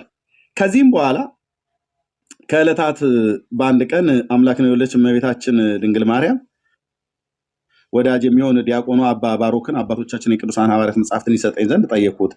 ይኸውም አባ ባሮክ የጌታችን መድኃኒታችን ኢየሱስ ክርስቶስ መቃብር እና የኢየሩሳሌም ቤተ መጽሐፍት ጠባቂ ነው ይላል። ጌታችን ኢየሱስ ክርስቶስም ወዳጅ ወንጌላዊ ዮሐንስ ረድ ወይንም ተማሪ የሆነ የአብሮኮሮስ ደቀ መዝሙር አባ ቴዎፍሎስ የጻፈው የብሉይና የአዲስ ኪዳን መጽሐፍትን ሰጠኝ። ይኸውም አባ ባሮክ እመቤታችን ድንግል ማርያም በገነት ውስጥ ጽድቅንና በሲኦል ያለውን ኩነኔ ሁሉ በሚስጥር አይታ ለወንጌላዊ ዮሐንስ የነገረችውን የአባቶቻችንን የሐዋርያትን ታሪክ የሚናገር ወይንም የሚያስተምር ነው። ዳግመኛ እመቤታችን በግብፅና በኢትዮጵያ በስደቷ ጊዜ የደረሰባትን ችግርና እንዲሁም ለእኛም ለነፍሳችንና ለስጋችን መዳኛ ከጌታችን ይታይሽ ለነፍሳችንና ለስጋችን መዳኛ ብሎ የሚለው ምንድነው? በግብፅ ሀገር የደረሰባት ስደት ሁሉ ለእኛ ነፍስና ስጋ መዳኛ ነው ብሎ ይላል። ውሸት። የጌታችን መከራ እንጂ ለእኛ ድህነት፣ የማርያም መከራ አይደለም ለእኛ ድህነት። ወንድሜ ወንጌል እንደዛ አይልም። ከጌታችን የተሰጠው ቃል ኪዳን የመላእክትን ተልእኮቸውንና ክብርን ገናነት የሚያስረዳ ነው። ምስጋና ገንዘቡ በሚሆን በእግዚአብሔር ፈቃድ ያለ ስንፍና ከመጀመሪያው እስከ መጨረሻው ድረስ አንብቡት ነው የሚለው። አነበብሁት ይላል። ያን መጽሐፍ ማን የሰጠውን መጽሐፍ? እሺ ንባቡንም ጌታችን መከራ ከተቀበለበት ከመጋቢት ወር ጀምሮ እስከ ዕለተ ልደቱ ታኅሳስ ወር ድረስ በ9 ወር ከ7 ቀን አንብቤ ጨረሱት ይላል ያን መጽሐፍ። የዚህም መጽሐፍ ታሪኩ ብዙ ነውና ካለ በኋላ ወንድሞቼ ይላል ለበለስ የሚሆን ከዚህ በኋላ ወንድሞቼ ሆይ እንግዲህ በዚህ መጽሐፍት ውስጥ ስለ መላእክት አለቃ ስለ ቅዱስ ኡራኤል ወንጌላዊ ዮሐንስ የተናገረውን ዜና ስነግራችሁ በጸጥታ አድምጡኝ ይላል። 810 ሰው እያደመጠው ነው በጸጥታ። እኔ ዮሐንስ ከሮም ንጉሥ አርቃዲዮስ ዘንድ ሆኜ የአምላክን ወንጌል እያስተማርኩኝ ሳለው መላእክት መጥተው ከሮሙ ንጉሥ ከአርቃዲዮስ ፊት በደመና ነጥቀው ወደ ኢየሩሳሌም ወሰዱኝና በዚያ ትተውኝ ሄዱ ይላል። ዮሐንስ ከሮም ንጉሥ ማለት ነው። ከዚህም በኋላ ወደ እናቴ ሀገር ወደ ናዝሬት ደረሱ። የጌታዬን የኢየሱስ ክርስቶስን እናት እመቤታችንን ድንግል ማርያምን እዚያ ትቻት ነበርና ወደ ገሊላ ወረደው ይላል። እናቱ ቤት ትቷት ነው የሄደው ዮሐንስ ወንጌላዊው ሮም ሀገር ለስብከተ ወንጌል ተልኮ ማለት ነው። እሺ እመቤታችንም ከእናቴ ቤት አገኘኋትና ገብቼ ሰላምታ እየሰጠው ሰገድሁላት። ዮሐንስ ነው ሰጋጁ፣ ዮሐንስ ነው ሰላምታ ሰጩ ለማርያም እናቱ ቤት ስላገኛት፣ እናቱ ቤት ትቷት ስለሄደ። እርሷ ግን ከእናቴ መኝታ ቤት ክፍል ተቀምጣ ሳለች አንዲትም ነገር ወይንም አንዲትም ቃል እንኳን አልመለሰችልኝም። እኔም ዝም ስላለችኝ መሬት ጠበበችኝና ተጨንቄ ስለ ዝምታዋ ነገር 40 ቀን እየተደነቁ ቆይቼ አምላኬና ጌታዬ የሚሆን ወደ ልጇ የዚህን ነገር ይገልጽልኝ ዘንድ ጸለይኩ ይላል። ምኑን? የዚህን ነገር 40 ቀን ሙሉ ዘግታው ምንም አትመልስለት። ሰላምታም ሲሰጣት ሲሰግድላትም እግዚአብሔር ይመስገን አላለችውም። ይገባኛል ስግደትም አይገባኝም አላለችውም። ዝም ጭጭ፣ አንዲት ቃል እንኳን አልመለሰችለት። በዚህ ነገር በጣም ተጨነቀና ጾም ጸሎት ይዞ ወደ ጌታ ሲጸልይ በ40ኛው ቀን ያን ጊዜ በ40ኛው ቀን አራቱ የመላእክት አለቆችን ማለት ሚካኤልን እና ገብርኤልን ሩፋኤልና ሱሪያል የሚባለውን ኡራኤልን ላካቸው ጌታ ማለት ነው። 4 መላእክት ወደ እርሷም ቀርበው ሰገዱላትና እመቤታችን ሆይ የልጅሽ ወዳጅ ወንጌላዊ ዮሐንስን ስለምን ዝም አልሽው? አታነጋግሪውምን? መልስስ ለምን አትመልሽለትም አሏት። ሰላም ሲልሽ ሲሰግድልሽ እግዚአብሔር ይመስገን አትይውም? ስግደቱም ይገባኛል አይገባኝም ብለሽም አትይውም? ለምን ደሞ አትመልሽለት? ለምን ዝም አልሽው? ብለው መላእክት 4 መላእክት ተልከው መጣው ጌታ ልኳቸው ዮሐንስ ስለጨነቀው ስለጠበበው ወደ ጌታ ጸለየ። ጌታ ደግሞ 4ቱን መላእክት ላከ። 4ቱ መላእክት መጣው ለምንድነው ስለምን ዝም አልሽው? አታነጋግሪውምን? መልስስ ለምን አትመልሽለትም አሏት። መላእክቱ መጣው ማለት ነው። እመቤታችንም ወንጌላዊ ዮሐንስ ወዴት አለ ብትላቸው እመቤታችን ሆይ እነሆ ከፊትሽ ቆሞ ይገኝ የለምን አሏት። እርሷም ግሩም የሆነ የሲኦል ጨለማ አይቼ ከመፍራት ወይንም ከመደነቅ የተነሳ ልቦናዬ ሌላውን ስለማያስታውስ ያለ ዛሬ አላየሁትም አለች። እግዚኦ እግዚኦ እግዚኦ እግዚኦ። ኦርቶዶክሳውያን አሁን በሙሉ ደራሽ ውሃ በላችሁ ማለት ነው። ለምን በሉኝ ጥያቄ። እመቤቴ ታየኛለች፣ ትሰማኛለች፣ ትራዳኛለች፣ ስጠራት ትመልስልኛለች ብላችሁ ምትሉ ለወዳጇ የጌታ ወዳጅ የሆነው ለዮሐንስ ወደ ቤት ወሰዳት። ዮሐንስ 19 ላይ የተጻፈው ወደ ቤት ወሰዳት የተባለ ሐዋርያ እናቱ ቤት አግኝቶ ሲያናግራት 40 ቀን ሙሉ ዝም። ሰላምታ ሲሰጣት እግዚአብሔር ይመስገን አትለው። ሲሰግድላትም ለምን ሰገድክልኝም አይገባኝም ይገባኛልም አትለው። አንዲት ቃልም አልመለሰችለትም። መላእክት ከሰማይ መጥተው ሲነግሯት እንዴ ለልጅሽ ለወዳጅ ለወንጌላዊ ዮሐንስ ለምንድነው ዝም ያልሽው? አታነጋግሪውም እንዴ? አታነጋግሪውም? ምን መልስስ ለምን አትመልሽለትም አሏት። እመቤታችንም ወንጌላዊ ዮሐንስ ወዴት አለ? አንድ ክፍል ውስጥ ሆና አታየውም ማለት ነው። ዮሐንስን ካላየችው ይሄ ባልቴቱ ሁሉ አሁን ታየኛለች፣ ትደርስልኛለች እመቤቴ በኪነ ጥበቧ ብለው የሚሉት ውሃ በላው ማለት ነው። ድርሳነ ኡራኤል ዘወርሃ ኅዳር ገጽ 12 ላይ ማለት ከ8 እስከ 12 ነው ያረበኩት ያለው እና ምን አለች ደግሞ ሲኦልን ምን እያለች እንደምታደናንቀው ይልኝ የጌታችን እናት አይደለችም። ወንድሞች እናቶች ይሰመርልኝ። የኦርቶዶክሷ ማርያም የጌታችን እናት አይደለችም። ሊቅ የሆነ ሰው ካለ ያለ ጫጫታ ፕሮግራም ተይዞልን ዲቤት ገብተን መጽሐፍቶቻቸው የሚናገሩትን በሙሉ ዝርክርክ ካርጌ ዓለም አደባባይ ላይ ላስጠው። በተለይ በማርያም ስም የተጻፈ ነገረ ማርያም፣ ራእይ ማርያም፣ ታምረ ማርያም፣ ቅዳሴ ማርያም፣ ውዳሴ ማርያም ምናምን ነገር የተባለ ማለት ነው። ድርሳነ ማርያም፣ ድርሳነ ኪዳነ ምሕረት ምናምን ነገር ላይ የተባለ የሌላውን ታሪኩን ጨርሰው አኬል ጨርሰው እንዲ ኧረ ምን ተዳይ ጨርሰው በደንብ ነው እንጂ ጨርሰው። ከዛ እኔም ገድሉን ልሰማ ይገባል። እሺ ሰየው በቃ ቴንኪው። እንኳን ሰማሽ። ሰምተሽ ጨርሺ ቃልዎት ያሰማልን ብለሽ ተውጫለሽ። እህትዬ እሺ እታችም ሆኖ እኮ ይሰማል፣ መግባትም አያስፈልግም። ግን ለምሳሌም ከሆነ አሳልምሻለሁ። እሺ እርሷም ግሩም የሆነ የሲኦልን ጨለማ አይቼ አለች። በኦርቶዶክስ ማርያም ስም በኦርቶዶክስ ማርያም ፊት ሲኦል እና ጨለማ ግሩም ነው። ግሩም ማለት የሚደነቅ እጹብ ድንቅ የሆነ ማለት ነው። አይቼ ከመፍራትና ወይንም ከመደነቅ ትላለች። ጨለማን ታደንቃለች፣ ጨለማን ግሩም ትላለች። ሲኦልን ግሩም፣ ጨለማን ትደነቅበታለች። ሲኦልን ትደነቅበታለች፣ ሲኦልን ጨለማን ግሩም ትላለች። እና ከመፍራት የተነሳ ከመደነቅ የተነሳ ልቦናዬ ሌላውን ስለማያስታውስ ያለ ዛሬ አላየሁትም አለቻቸው። ዮሐንስ ልቦናዋ አያስታውስም ማለት ነው። ዮሐንስን ታዲያ ፊት ለፊቱ እናቱ ቤት ትቷት የሄደውን ፊት ለፊቷ ቆሞ ሲያወራት 40 ቀን ሙሉ ዘግታ ወደ ጌታ ጾም ጸሎት አድርጎ መላእክት መጥተው ነግረዋት እንዴ ይኸው እመቤታችን በፊት ለፊትሽ ቆሞ የለም እንዴ እያሏት ከፊት ለፊትሽ ቆሞ ይገኝ የለም ምን አሏት። መላእክት መጥተው እስኪነግሯት ድረስ ማለት ምን ማለት ነው? ይቅርታ አድርጉልኝ የጌታ እናት ስላይደለች የጌታዬን እናት የአማኑኤል እናት እንደዚህ ብዬ አልናገራትም። ባጭሩ ደንዝዛለች ማለት ነው ከመደነቅ የተነሳ። የጌታዬ እናት ግን አይደለችም፣ የአምላኬ እናት ግን አይደለችም። ስለዚህ ከዚህም በኋላ እቺ የኦርቶዶክስ ማርያም የአምላኬ የእግዚአብሔር መንፈስ ምስክር ነው። ስለጠይቀችን መልስ የኦርቶዶክስ ማርያም የኦርቶዶክስ ማርያም በመጽሐፉ ላይ ካገኘሁት ከምግባሯ ከባህራ የተነሳ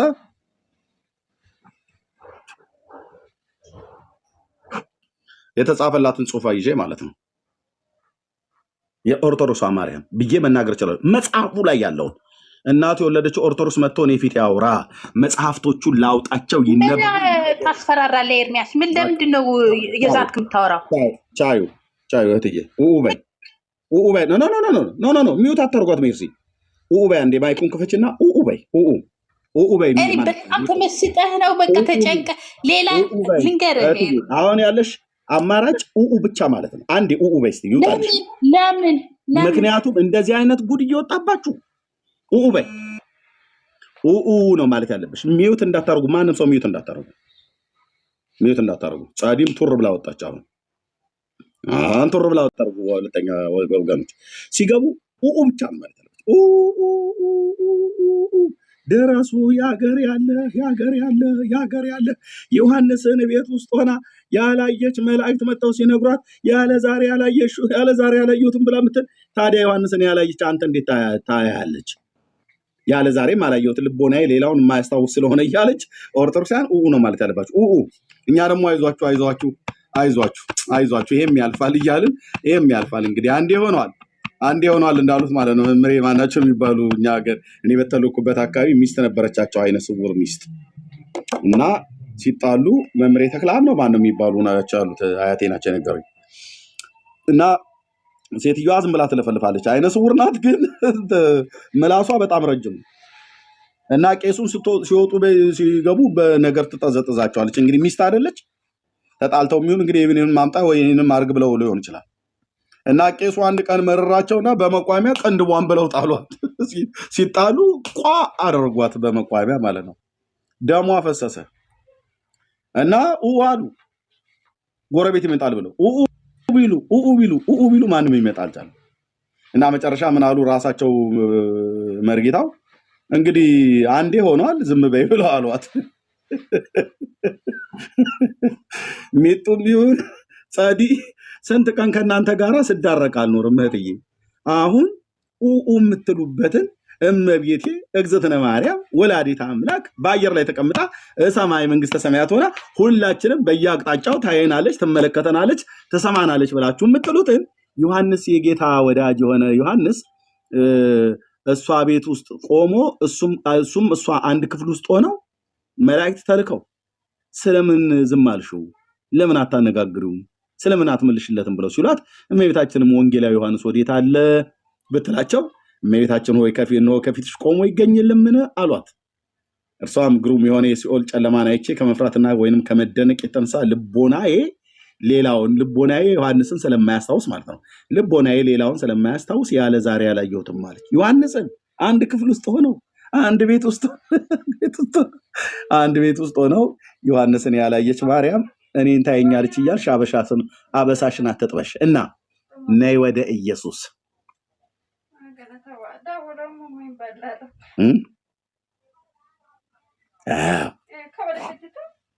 በለው። ኤርሚያስ የደብተራ መጽሐፍ በለው እንደዚህ በቃ። ከዚህ በኋላ ዮሐንስ እንዲህ አለችው የሰማይ የምድርን ሚስጥራትን ሁሉ ለእኔ እንደገለጸልኝ ለሰውም ልጆችም ሲል ልጄ የሰጠኝን የምህረትን ቃል ኪዳን እነግር ዘንድ የምትጽፍበትን ብዙ ቀለምና ብራና ይዘህ ወደ እኔ ቅረብ አለችው። ከዛስ እነዚህን መላእክት ልጄ አስራት አድርጎ በሰጠኝ ሀገር በእነርሱ ላይ በስሜ አብያተ ክርስቲያናት እንዲታነጹ ያሳየሁንና ይነግሩ ዘንድ የተላኩ ናቸው አለችው። አስራት የተሰጠችው ማን ነው? ኢትዮጵያ ቤተክርስቲያን እንዲሰሩ ለዮሐንስ እኮ ነው በኢትዮጵያ ውስጥ ቤተክርስቲያን ይሰራልኝ ብላ የነገረችው። ያን ጊዜ የሰማይ ሚስጥር ሁሉ ነገረችውና በፊቷ ሆኖ ጻፈ። ዮሐንስ ሆይ እንግዲህ ይህንን የምነግርህን የቃል ኪዳን አገር ለኢትዮጵያ ሰዎች ትጽፍላቸው ዘንድ ልብ ብለህ ስማ አለችው። የታለ ለኢትዮጵያ ሰዎች የጻፈው ዮሐንስ? ማርያም የነገረችው ለኢትዮጵያ ሰዎች የጻፈው ምዕራፉ አለቀ። ቅድም ከዮሐንስ ስትጀምር እንደዛ አይደለም ትርጓሜው ስታል እውነት ነው። ኤርሚያስ አምጣው ድርሳነ ዑራኤል በቃ ይሄ የተሳሳተ ነው። ድርሳነ ዑራኤል አምጣ ያልተሳሳተውን አምጣ ቶሎ ቆይ ነገርኩህ። ተረጋጋ። አሁን ከያዝከው መጽሐፍ ስህተት ነው አተረጓጉምን ያልኩ ትልቁ ላይ አድርጌያለሁ። ድርሳነ ዑራኤልን አምጣው አንተን ትልቁ ገዝና አማርኛው አልሰማኝም እንዴ? ድርሳነ ዑራኤልን አምጣው ይሄኛው የተሳሳተ ነው። መጽሐፉ የያዝከው ትርጓሜው ተሳስተሃል ያልኩ መጽሐፍ ተሳስተዋል አላልኩም። አልሰማኝም። አማርኛውን የተሳሳተው አንተ ነው የተሳሳትከው ስትተረጉመው። እኔ ምን ተረጉማለሁ? እኔ ቀጥታ ነው አማርኛውን የነበርኩት። ኦኬ አይደለም። አማርኛው ስትተረጉመው ጨለማ ያለችው ዮሐንስን አይደለም ነው። እኔ ዮሐንስን ጨለማ ያለችው ብዬ አላልኩም። የሲኦል ጨለማን አይቼ ነው። ጨለማና ዮሐንስን ማለይ ሰው ነኝ እንዴ? እኮ የሲኦል ጨለማን አይታ ነው እኮ የሲኦል ጨለማን ያየችው። እኔ ዮሐንስን ጨለማ ነው ብላለች እንዴ? አላልኩም እኮ ምን እንደምታወራው። ስለዚህ እናንተን አታውቃችሁም። ዮሐንስ ጨለማ ያለችው ነው ያልኩት። አድምጠኝ፣ ዮሐንስን አድምጠኝ። በመጀመሪያ የተባለውን አድምጠው ነው እሺ። እዚህ ጋር ብሎ የሚለው እርሷም ግሩም የሆነ የሲኦልን ጨለማ አይቼ እንጂ ዮሐንስ ጨለማ ነው ብላለች አላልኩም። ያየችው ምንድነው?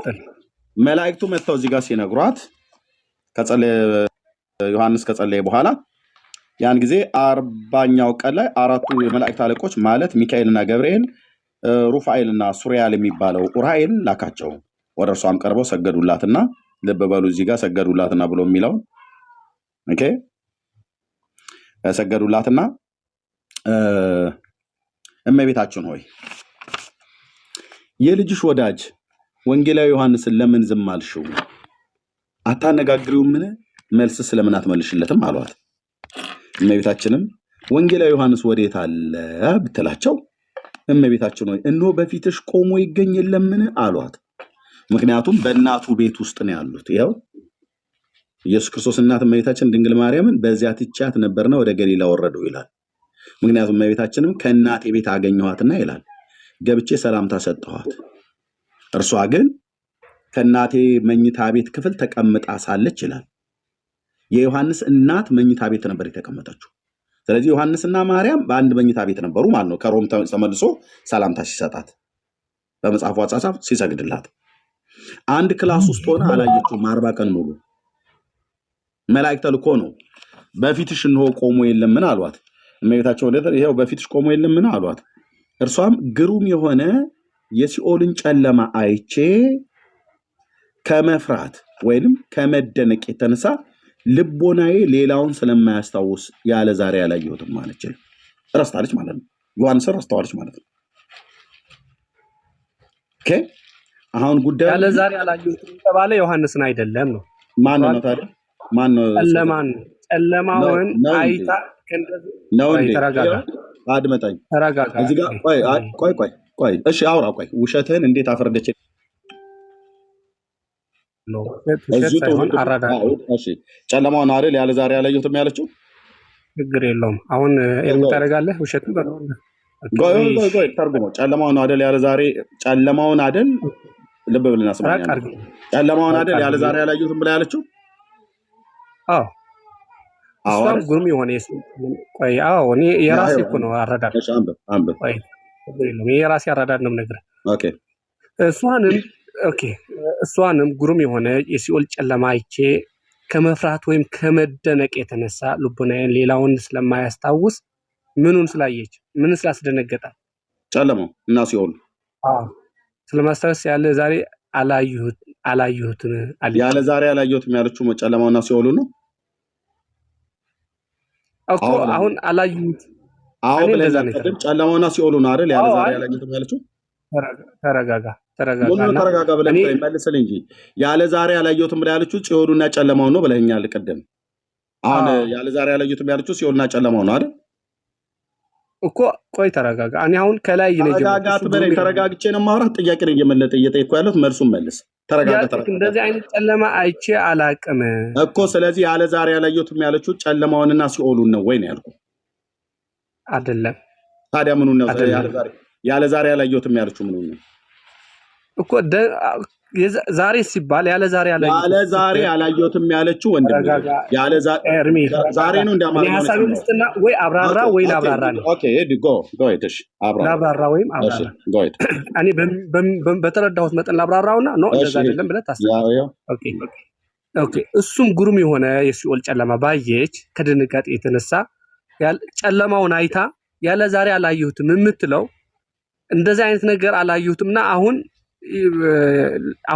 አላየሁትም እያለች ያለች ለዮሐንስ ነው። ግን ያለ ዛሬ እንደዛ ነገር ስላላየሁት ከድንጋጤ የተነሳ አሁን ደግሞ ምን አልክ? አሁን ያለችው ዮሐንስ አድመጠኝ። ቅድም ያልከው ጨለማው ነው ያለ ዛሬ ያላየሁትም ብላለች አልክ። ከፍ ብለህ ግን ስላላነበብክ አድመጥ። ሁለት የተቀላቀለ ቃል ሪከርድ አድርጌያለሁ፣ መልሼ አሰማለሁ ከፈለክ ማለት ነው። ጨለማው ነው ያለ ዛሬ ያላየሁትም። አድመጠኝ። ጨለማው ነው ያለ ዛሬ ያላየሁትም ብላለች አልከኝ እንዴ? ጨለማውን ያለ ዛሬ የማታየውማ ከሆነ ያለ ዛሬ ካላየችው ማለት የደነገጠችው ጨለማውን ስላየች አላየሁትም ያለ ዛሬ አላየሁትም ያለችው ጨለማውን ነው አልከኝ። መላእክቱ ግን መጥተው በትርኩ መሰረት ምን አሏት?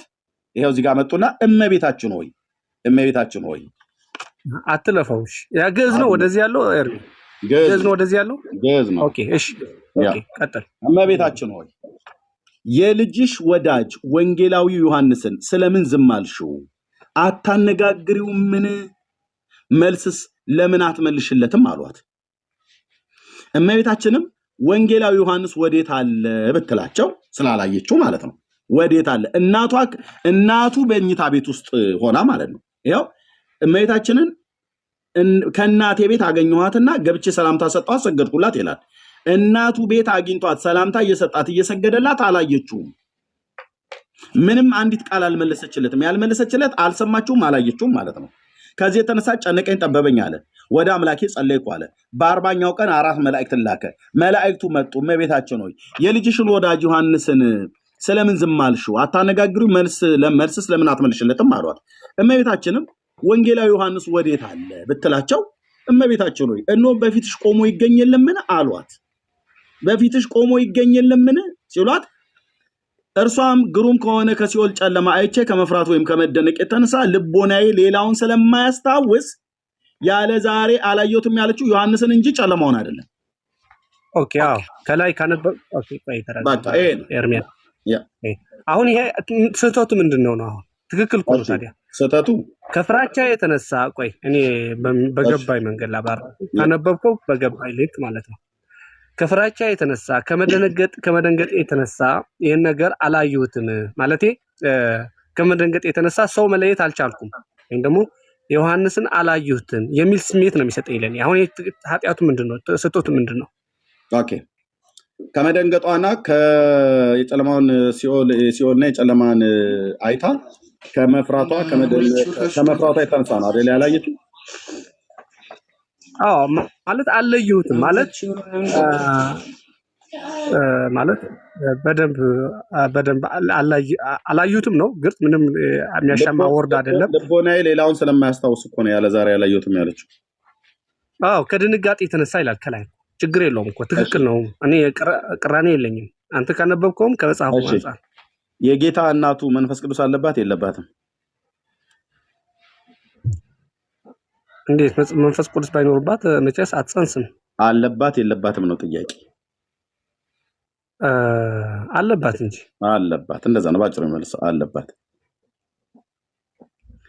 መንፈስ ቅዱስ በእርሱ ያለ ሰው አምላክ በሱ ያለ እንደው ቢፈራ አንድ ቀን ይፍራ፣ 40 ቀን ሙሉ ይፈራል።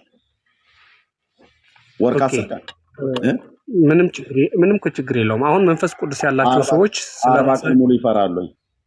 እኔን ያለ ጠየቀኝ። እኔ ካነበብከው አንጻር በክርስትናዬን ከእምነቴን አንጻር ነው የምመልስልህ። ችግር የለም። የማርያም ነው የምትመልስልኝ፣ ያንተን ክርስትና አይደለም። የማርያም ነው ካነበብከው እኮ ነው። የማርያም ስላነበብከው እኮ ነው። ስለ ማርያም ነው ያለው። በመጀመሪያ መንፈስ ቅዱስ ስጦታ ነው አይደል? እግዚአብሔር መንፈስ ቅዱስ ስጦታንና መንፈስ ቅዱስን ላይ መንፈስ ቅዱስ ስጦታ አይደለም። መንፈስ ቅዱስ ሶስት አካል አንዱ ነው። እግዚአብሔር መንፈስ ቅዱስ ስጦታ ሳይሆን እግዚአብሔር ነው እኮ መንፈስ ስጦታ ነው። እሺ የእግዚአብሔር መንፈስ ስጦታዎች ኖ ጴንጤ ቤት ነው የመጣው። መንፈስ ቅዱስ ስጦታ አይደለም። መንፈስ ቅዱስ እግዚአብሔር ነው። የመንፈስ ቅዱስ ስጦታዎች ግን ብያለሁ እኮ መንፈስ ቅዱስ ስጦታ ነው ማለት የመንፈስ ቅዱስ ስጦታ ብዬ ላስተካክልልህ። መንፈስ ቅዱስ ነው እግዚአብሔር። መንፈስ ቅዱስ ስጦታ አይባልም። መንፈስ ቅዱስ እግዚአብሔር ነው። ኦኬ እሺ። የጸጋ ስጦታ ግን መንፈስ ቅዱስ የሚሰጠው የጸጋ ስጦታዎች ግን አሉ። የጸጋ ስጦታዎችና መንፈስ ቅዱስ የተለያዩ ናቸው። ችግር የለውም። አሁን መንፈስ ቅዱስ እግዚአብሔር አብ፣ ወልድ፣ መንፈስ ቅዱስ አንዱ አካል ከሶስቱ እንደሆነ እናውቃለን። ችግር የለውም። መንፈስ ቅዱስ ስጦታ ነው ስልህ ስጦታ የሚሰጥ ለማለት ነው። እሺ ችግር የለውም። አንተ በሚመችህ ነገር ተረዳው። ኦኬ ያን ስጦታ የሚሰጠው እግዚአብሔር ነው። እግዚአብሔር መንፈስ ቅዱስ ነው የሚሰጠው። ስለዚህ ልክ መንፈስ ቅዱስ አላት ሲባል ያ ስጦታ የመንፈስ ቅዱስ ስጦታ አንተ መንፈስ ቅዱስ አላት አይደል ስትል የመንፈስ ቅዱስ ስጦታ እንጂ መንፈስ ቅዱስ አላት ስትል ራሷ ስላሴ ናት እያልከኝ እንዳልሆነ መቼስ እረዳሃለሁ። እንደዛ እያልከኝ እንዳልሆነ ይገባኛል። ወይም ላስተካክል የሚስተካከል ከሆነ ምኑ ታስተካክለዋለህ? ያው ማርያምና ስላሴ ማለት መንፈስ ቅዱስ አላት ወይ ስትለኝ ምን ለማለት ፈልጋለሁ? አለባት የለባትም? መንፈስ ቅዱስን ተሞልታለች አልተሞላችም? የልዑል እግዚአብሔር መንፈስ በሷ አድሯል አላደረም ነው እያልኩ ያለሁት እኮ። አድረዋል። አሁን ስጦታ ነው አይደል? መንፈስ ቅዱስ ወንድሜ መንፈስ ቅዱስ በእርሷ አድሯል አላደረም? በቃ በዚህ ካገባል እንግዲህ አድሯል እኮ። አደረ ማለት ተወለደ አይደል? አዎ አደረ ማለት የእግዚአብሔር መንፈስ በሷ ላይ አለ ማለት ነው እኮ። የእግዚአብሔር መንፈስ የሌለው ሰው እኮ የለም። በነገራችን አሁን አንተ የእግዚአብሔር መንፈስ አሁን የለብህም። እውነቱን ስነግርህ ኦኬ፣ እሱ በአንተ እምነት ነው። ችግር የለውም። ህዝበ አዳሙ ሁሉ የእግዚአብሔር መንፈስ የለበትም። የእግዚአብሔር መንፈስ የሌለበት ትላለህ። በሙስሊሙ በሂንዱ ላይ ሁሉ አለ። ኦኬ አንተ የለብህም። ስላለብኝ እኮ ነው ቁጭ ብለህ የምትሰማኝ እዚህ ብራዘር። ቃል ስላለብኝ ነው። አንተ ስለሌለብህ ነው እኮ። እኔ ደግሞ ቁጭ ብዬ ላስረዳህ። አሁን እኔ መንፈስ ቅዱስ አለብኝ ብዬ ስላልኩ በልህ አለብኝ ብለህ ብትል እንዴት ነው ያለብህ ብዬ ብጠይቅህ አሁን 2 ደቂቃ ማውራት አትችልም። ኔትወርክ የተቋረጠ ብለህ ትወርዳለህ። መንፈስ ቅዱስ አማቹር ማን? እኔ ትልቅ ሰው ነኝ። አዳት ነኝ እኮ። ችግር የለም። በስጋ ትልቅ ልትሆን ትችላለህ። በመንፈሳዊ ግን እኔ በመንፈሳዊ ህፃን መሆንን ነው የማየው ከንግግር የተነሳ ማለት ነው። ነውር የለውም። ችግር የለውም። ይሄ ነውር የለውም። በአንተ እምነት ከአንተ እምነት አንጻር በእድሜ ትልቅ ትሆናለህ። ግን መንፈስ ቅዱስ አለብኝ ብሎ ማለት በቃል መናገር ቀላል ግን አለብህ ብዬ ብለህ እንዴት በአንተ ውስጥ ኖረ ብዬ ብጠይቅ አሁን 1 2 አትመልስልኝም። ሶስተኛው ላይ ራሱ ታቆማለህ። ችግር የለም። ስለዚህ መንፈስ ቅዱስ አለባት። እሺ መንፈስ ቅዱስ አለባት አይደል? የጌታ እናት ኦኬ አሁን አያጣላንም እኮ ኤርሚ። አሁን በአንተ መንፈስ ቅዱስ ቅኖና በእሷ አድሯል አይደል? አለባት ብለኸኛል። ስለዚህ 40 ቀን ሙሉ ለአንድ ቀን ትፍራ፣ ሺህ ሰው ስለሆነች ለ2 ቀን ትፍራ፣ እንደ 3 ቀን ድረስ ይሄድ። 40 ቀን ሙሉ የሲኦልን ጨለማ አይታ ፈርታ ልቦናዋ ዮሐንስን እንኳን በእናቱ ቤት ያገኛትን ዮሐንስን እንኳን ማየት እስኪያቅታት ማስታወስ እስኪያቅታት ድረስ ከሆነች አንተን እንዴት ልታስታውስ ትችላለች? አንተን እንዴት ልታይ ትችላለች? ቆይ ችግር የለውም አይደለም፣ ችግር የለውም። ጥያቄን በደንብ ስማ መልስልኝ። ኦኬ ዮሐንስን እናቱ ቤት ሆና በአካል አግኝቷት፣ በእናቱ ቤት በአካል አግኝቷት፣ በእናቱ ቤት በአካል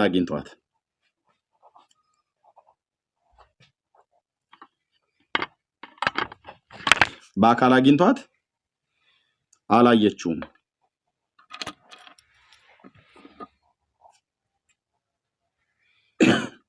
ሲናገራት አልመለሰችለትም።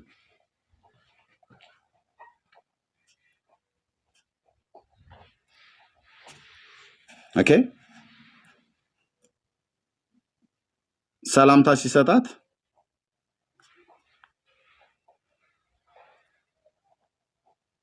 ሰላምታ ሲሰጣትም ሰላም አላለችው።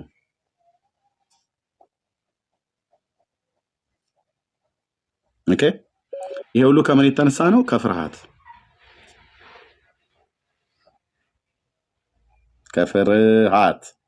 የስንት ቀን ፍርሃት? የ40 ቀን ፍርሃት። ኦኬ በ40 ቀን ፍርሃት ተሸብባ ዮሐንስ ሰላምታ ሲሰጣት ማትመልስለት፣ ሲሰግድላትም ታውም ብላ ማተል ወይ ደግሞ ይገባኛል ብላ ማተል፣ እየተናገራት ማትመልስለት፣ እፊቷ ቆሞ አላየችውም። እንዴ እመቤታችን የልጅሽ ወዳጅ ዮሐንስ በፊትሽ ቆሞ የለምን አሏት። ከፊትሽ ቆሞ ይገኝ የለምን አሏት። እሷም ያለ ዛሬ ያላየሁትም አለች። በእናቱ ክፍል ውስጥ አግኝቷት እፊቷ 40 ቀን ቆሞ 40 ቀን ሙሉ ያላየችው ማርያም አንተን እንዴት ታየኛለች ብለህ ትላለህ? በእናቱ ክፍል ውስጥ አግኝቶ አልጨረስኩም። በእናቱ ክፍል ሰላምታ እየሰጣት እየሰገደላት አንዲትም ቃል ያልመለሰችለት አንተን እንዴት ትመልስልኛለች? ጸሎቴን ትሰማና ትመልስልኛለች ብለህ ትላለህ? እናቱ ክፍል ውስጥ አግኝቷት ሰግዶላት ያልመለሰችለት፣ ወደሷ ሰላምታ ብሎ ያልመለሰችለት፣ በፊቷ ቆሞ ያላየችውን አንተ ታየኛለች፣ አንተ ትሰማኛለች እንዴት ብለህ ትላለህ? ኦኬ ሐሳብን ብቻ ጨርስልኝ፣ ከዛ በኋላ አዲስ ስጠኝ። ጨርሻለሁ። ኦኬ ቴንክ ዩ ኤርሚያስ። ኦኬ አሁን የተጻፈ መጽሐፍ ቅዱሳዊ ነው። ለምሳሌ ከመጽሐፍ ቅዱስ ጥቅስ ነው የምጠቅስልህ። ከዚህ አንጻር ክርስቶስ በለሷን ርቦት በለሷን ሊበላ በሄደ ጊዜ እንደሌላ ታወቀና ረገማል። ያ ማለት እግዚአብሔር ክርስቶስ አያውቅም እያልክን አይደለም። መልስ ስሙ ወንድሞች እናቶቼ፣ መልስ ስሙ። ኦርቶዶክሳዊ መልስ ነው። እኔ የጠየቁት ስለ ማርያም። ተረጋጋ። አሁን ይኸውልህ እንደዛ አይደረግም። በመጀመሪያ አድምጠኝ። ኧረ አላዳምጥህም። እንዴት አዳምጣለሁ? እስከምትናገር ዝም ብዬ አዳምጥ። ካላዳምጥ ከታች ትወርዳለህ ብራዘር። እኔ የትዕቢተኛ መድኃኒት ነኝ። ካላዳምጥ ሀሳብን ሳጨርስ ታች አወርዳለሁ ማለት ነው። ሀሳብን እንድጨርስ ምን ያርግልኛል? ሀሳብን እንድጨርስ ከፈለክ አድምጠኝ። ጥያቄ በእናቱ ቤት ዮሐንስ አግኝቷት በአካል አግኝቷት ሲናገራ ማነው? ቆሞ ፊቷ ያላየችው ሰላምታ ሲሰጣት ያልመለሰችለት ማነው? ያልተመለከቱ ያልመለሰችለት ሲናገራት ሰላምታም ስትሰጣ ያልመለሰችለት ከፍርሃት የተነሳ በ40 ቀን በፍርሃት ተሸብባ ይህንን ካላደረገችለት በእናቱ ቤት አግኝቷት ቆሞ ካላየችው ተናግሮ ካልመለሰችለት አንተን በሰማያት ሆና እንዴት ትቆምልኛለች? እንዴት ትሰማኛለች? እንዴት ታየኛለች ብለህ ትላለህ ነው ጥያቄ። ይሄን ስጠይቅህ አድምጠኝ፣ ጨርሻለሁ። ኢየሱስ በለሷ ብለህ አትበለኝ። ኢየሱስና በለሷ ማርያምና ዮሐንስ ምንም አያገናኛቸውም። ለጥያቄ የሚመጥን መልስ መልስልኝ። እሺ ቴንክ ዩ። ለጥያቄ የሚመጥን መልስ። አሁን አለ መሰለህ ትዕቢተኛ ምናምን ታብተን አይደለም። እዚህ ኤርሚ ምንም አይቀንስብኝም አይወርድብኝ። ግን አንድ ነገር እንወስዳለን። ሀሳቤን እምሰጥህ እኔ ገብቶሃል። ሀሳቤ በሀሳብ ትሞግተዋለህ እንጂ ለትዕቢትም ወንጌል ይዤ ትዕቢት አላወራም። አንተ ግን ምን አገባኝ? ለክርስቶስ ጠበቃ አይደለም። ራሱ እግዚአብሔር በቂ ነው ለሁሉ ነገር። ስለዚህ ሀሳቤ ብቻ ነው የምሰጥህ። ሀሳቤ ስሰጥህ በፈለግከው መንገድ መተርጎም ያንተ ድርሻ ነው። ስለዚህ እኔ የምልህ ይሄ መጽሐፍ ቅዱሳዊ ነው። እንደዛ ማለት እመቤታችን አታውቅም ማለት አይደለም። ኦር ጠፍቷታል ዮሐንስ ማለት አይደለም። ያ ማለት በመጽሐፍ ቅዱስ እንደዚህ አይነት ናሬቲቮች አሉ። አዎ አሉ። ለምሳሌ ዕፀ በለሷን ኦኬ ክርስቶስ ዕፀ በለሷን ፍሬ እንደሌለባት ባወቀ ጊዜ የረገማትን ጥቅስ ብታወጣለህ ምዕራፍ ስንት ነው? ኦኬ መጽሐፍ አልያዝኩም አሁን ሶሪ። ምዕራፉን ነገር ሐሳቡ ምዕራፉን መጽሐፉም ሐሳቡ ካላችሁ እዚህ እንትን ብትሉ እሺ። ምዕራፉና መጽሐፉ ከመውጣቱ በፊት ሐሳቡ ነገር ምን ይላል? ሐሳቡ ጌታችን መድኃኒታችን ኢየሱስ ክርስቶስ ዕፀ በለሷ ርቦት አንዴ ቆይ ወንድሞች ኮፒ ሊንክ እና ሼር አድርጉት እንዳይቆራርጥ ማለት ነው። እሺ ሐሳቡ ምንድነው? የበለሷና የኢየሱስ አዎ ያው ታውቀዋለህ እኮ መጽሐፍ ስላለ ውጭ ላይ ነኝ ያለው ብዬ ነው። ምንድነው የሚለው? እሺ በለሷን ፍሬ እንደሌላት ባወቃት ጊዜ ረገማት።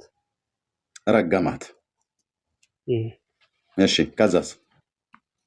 በቃ ይሄ በቂ ነው። አሁን የኔ ሐሳብ ብቻ ነው የኔን ለማለት የፈለኩት። ማርያም ዮሐንስን ረገማት ወይስ ዮሐንስ ማርያምን ረገማት? ኦኬ ፖይንቱ እዚህ ጋር ነው የኔን ለማለት የፈለኩት። ዮሐንስ ማርያምን ረገማት ወይስ አሁን የመርገም ጉዳይ አይደለም። ኦኬ እሺ የመርገም ጉዳይ ረገመው ዮሐንስ ማን ነው? ኢየሱስ በለሷን ረገማት። አስጨርሰኝ እርሚ፣ ተረጋጋና አስጨርሰኝ። እሺ ኦኬ አስጨርሰኝና እርሚ፣ ከዛ በኋላ እንደፈለክ ትላለህ። የመርገሙ ጉዳይ አይደለም፣ እርግማኑ አይደለም። እዚህ ላመጣው አይፈለኩ አለማወቅ ነው።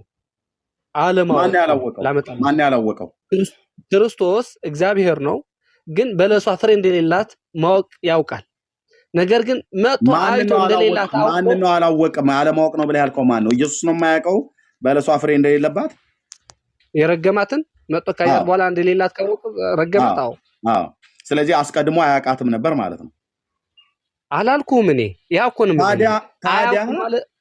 ታዲያ ምን ያገናኘዋል? እኔ ከጠየቅኩት ጥያቄ ጋር ምን ያገናኘዋል? ራሱ በደንብ ይገናኛል እንጂ። እሺ አገናኝልኝ። በለሷ እኔ ያገናኘሁት አድምጠኝ። በለሷና ወንድሜ ቆይ፣ በለሷ እና ኢየሱስ ኦኬ። ኢየሱስ በለሷን አያውቃትም ነበር። ኦኬ አድምጠኝ። በሰውኛ ነው የተነገረኝ። አዎ በሰውኛ ኢየሱስ በለሷን አያውቃትም ነበር እኮ። ለምን አያውቃትም? ሁሉ ያውቃል እንጂ እኮ። ካወቀ ታዲያ ይሄን የገለጠልህ የሰማይ አባቴ ነው ሲል ያውቅ ነበር። እነዛ ሶስት ያውቃት። ስለዚህ ያውቃ። እሺ ያውቃታል። እሺ በለሷን ያውቃታል። ጌታ ሆይ እስቲ ኤርሚ ተረጋግተን ዲቤት እናደርግ። ተረጋግተን ክርክር ምኑ ዲቤት አደርጋለሁ? እሺ ኢየሱስ በለሷን ያውቃታል። አንተ ዲቤት አይሆን፣ እኔ ዲቤት እያደረግኩ ነው ብሮስኪ። ቀስ ተረጋግተን ሁላችን እኔም አንተም ተረጋግተን እንነጋገር። እሺ ይበቃ አይደለም በነገር ወንድሜ፣ እኔ ቢበቃ ጥሩ ነው። እዚህ ጋር ይኸውልህ ውሸትን ይቅርታ ወንድሜ መባጽዮን ውሸትን ለመሸፈን የሚካሄድ ርቀትን በየትኛውም ጊዜ አትተባበር። እኔ እንደውም ችግር የለውም። እኔ አሁን ውሸታም አልልህም። ውሸታም አላልኩም። ልብ ብለህ ስማኝ። እኔ ውሸታም አላልኩም። ይኸውልህ እማቃቸው አብዛኛው የትግራዋይ ተወላጆች ለእውነት ደረቆች ናቸው። በእውነት እኔ ብሔር የለኝም አትበል። ትግራዋይ ተወላጅ ኢትዮጵያዊ አይደለሁም። እኔ መባህ ጽዮን አይደለም የምታወራው። በድምፅ መባ ነኝ እኮ በድምፅ አውቃለሁ። ኦኬ ማንም ማለት ነው። እኔ አሁን የትግራዋይ ተወላጅ መሆንን ነው የማውቀው። ግን አንተ በቃ ችግር የለው። ለእውነት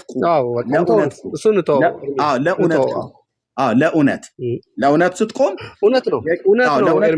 ኢየሱስ በለሷን ያውቃታል። ኢየሱስ በለሷን ከረገመው ጋራ ዮሐንስና የጌታችን እናት ማርያም ተብሎ በዚህ በድርሳነ ዑራኤል ዘወርኃ ኅዳር ላይ የተተረከው ትርክት ወንድሜ መባጽዮን ምንም አያገናኘውም። ከጠየቁ ጥያቄ ጋራ የሚገናኝ መልስ አይደለም የሰጠኝ። እኔ እዚህ ጋር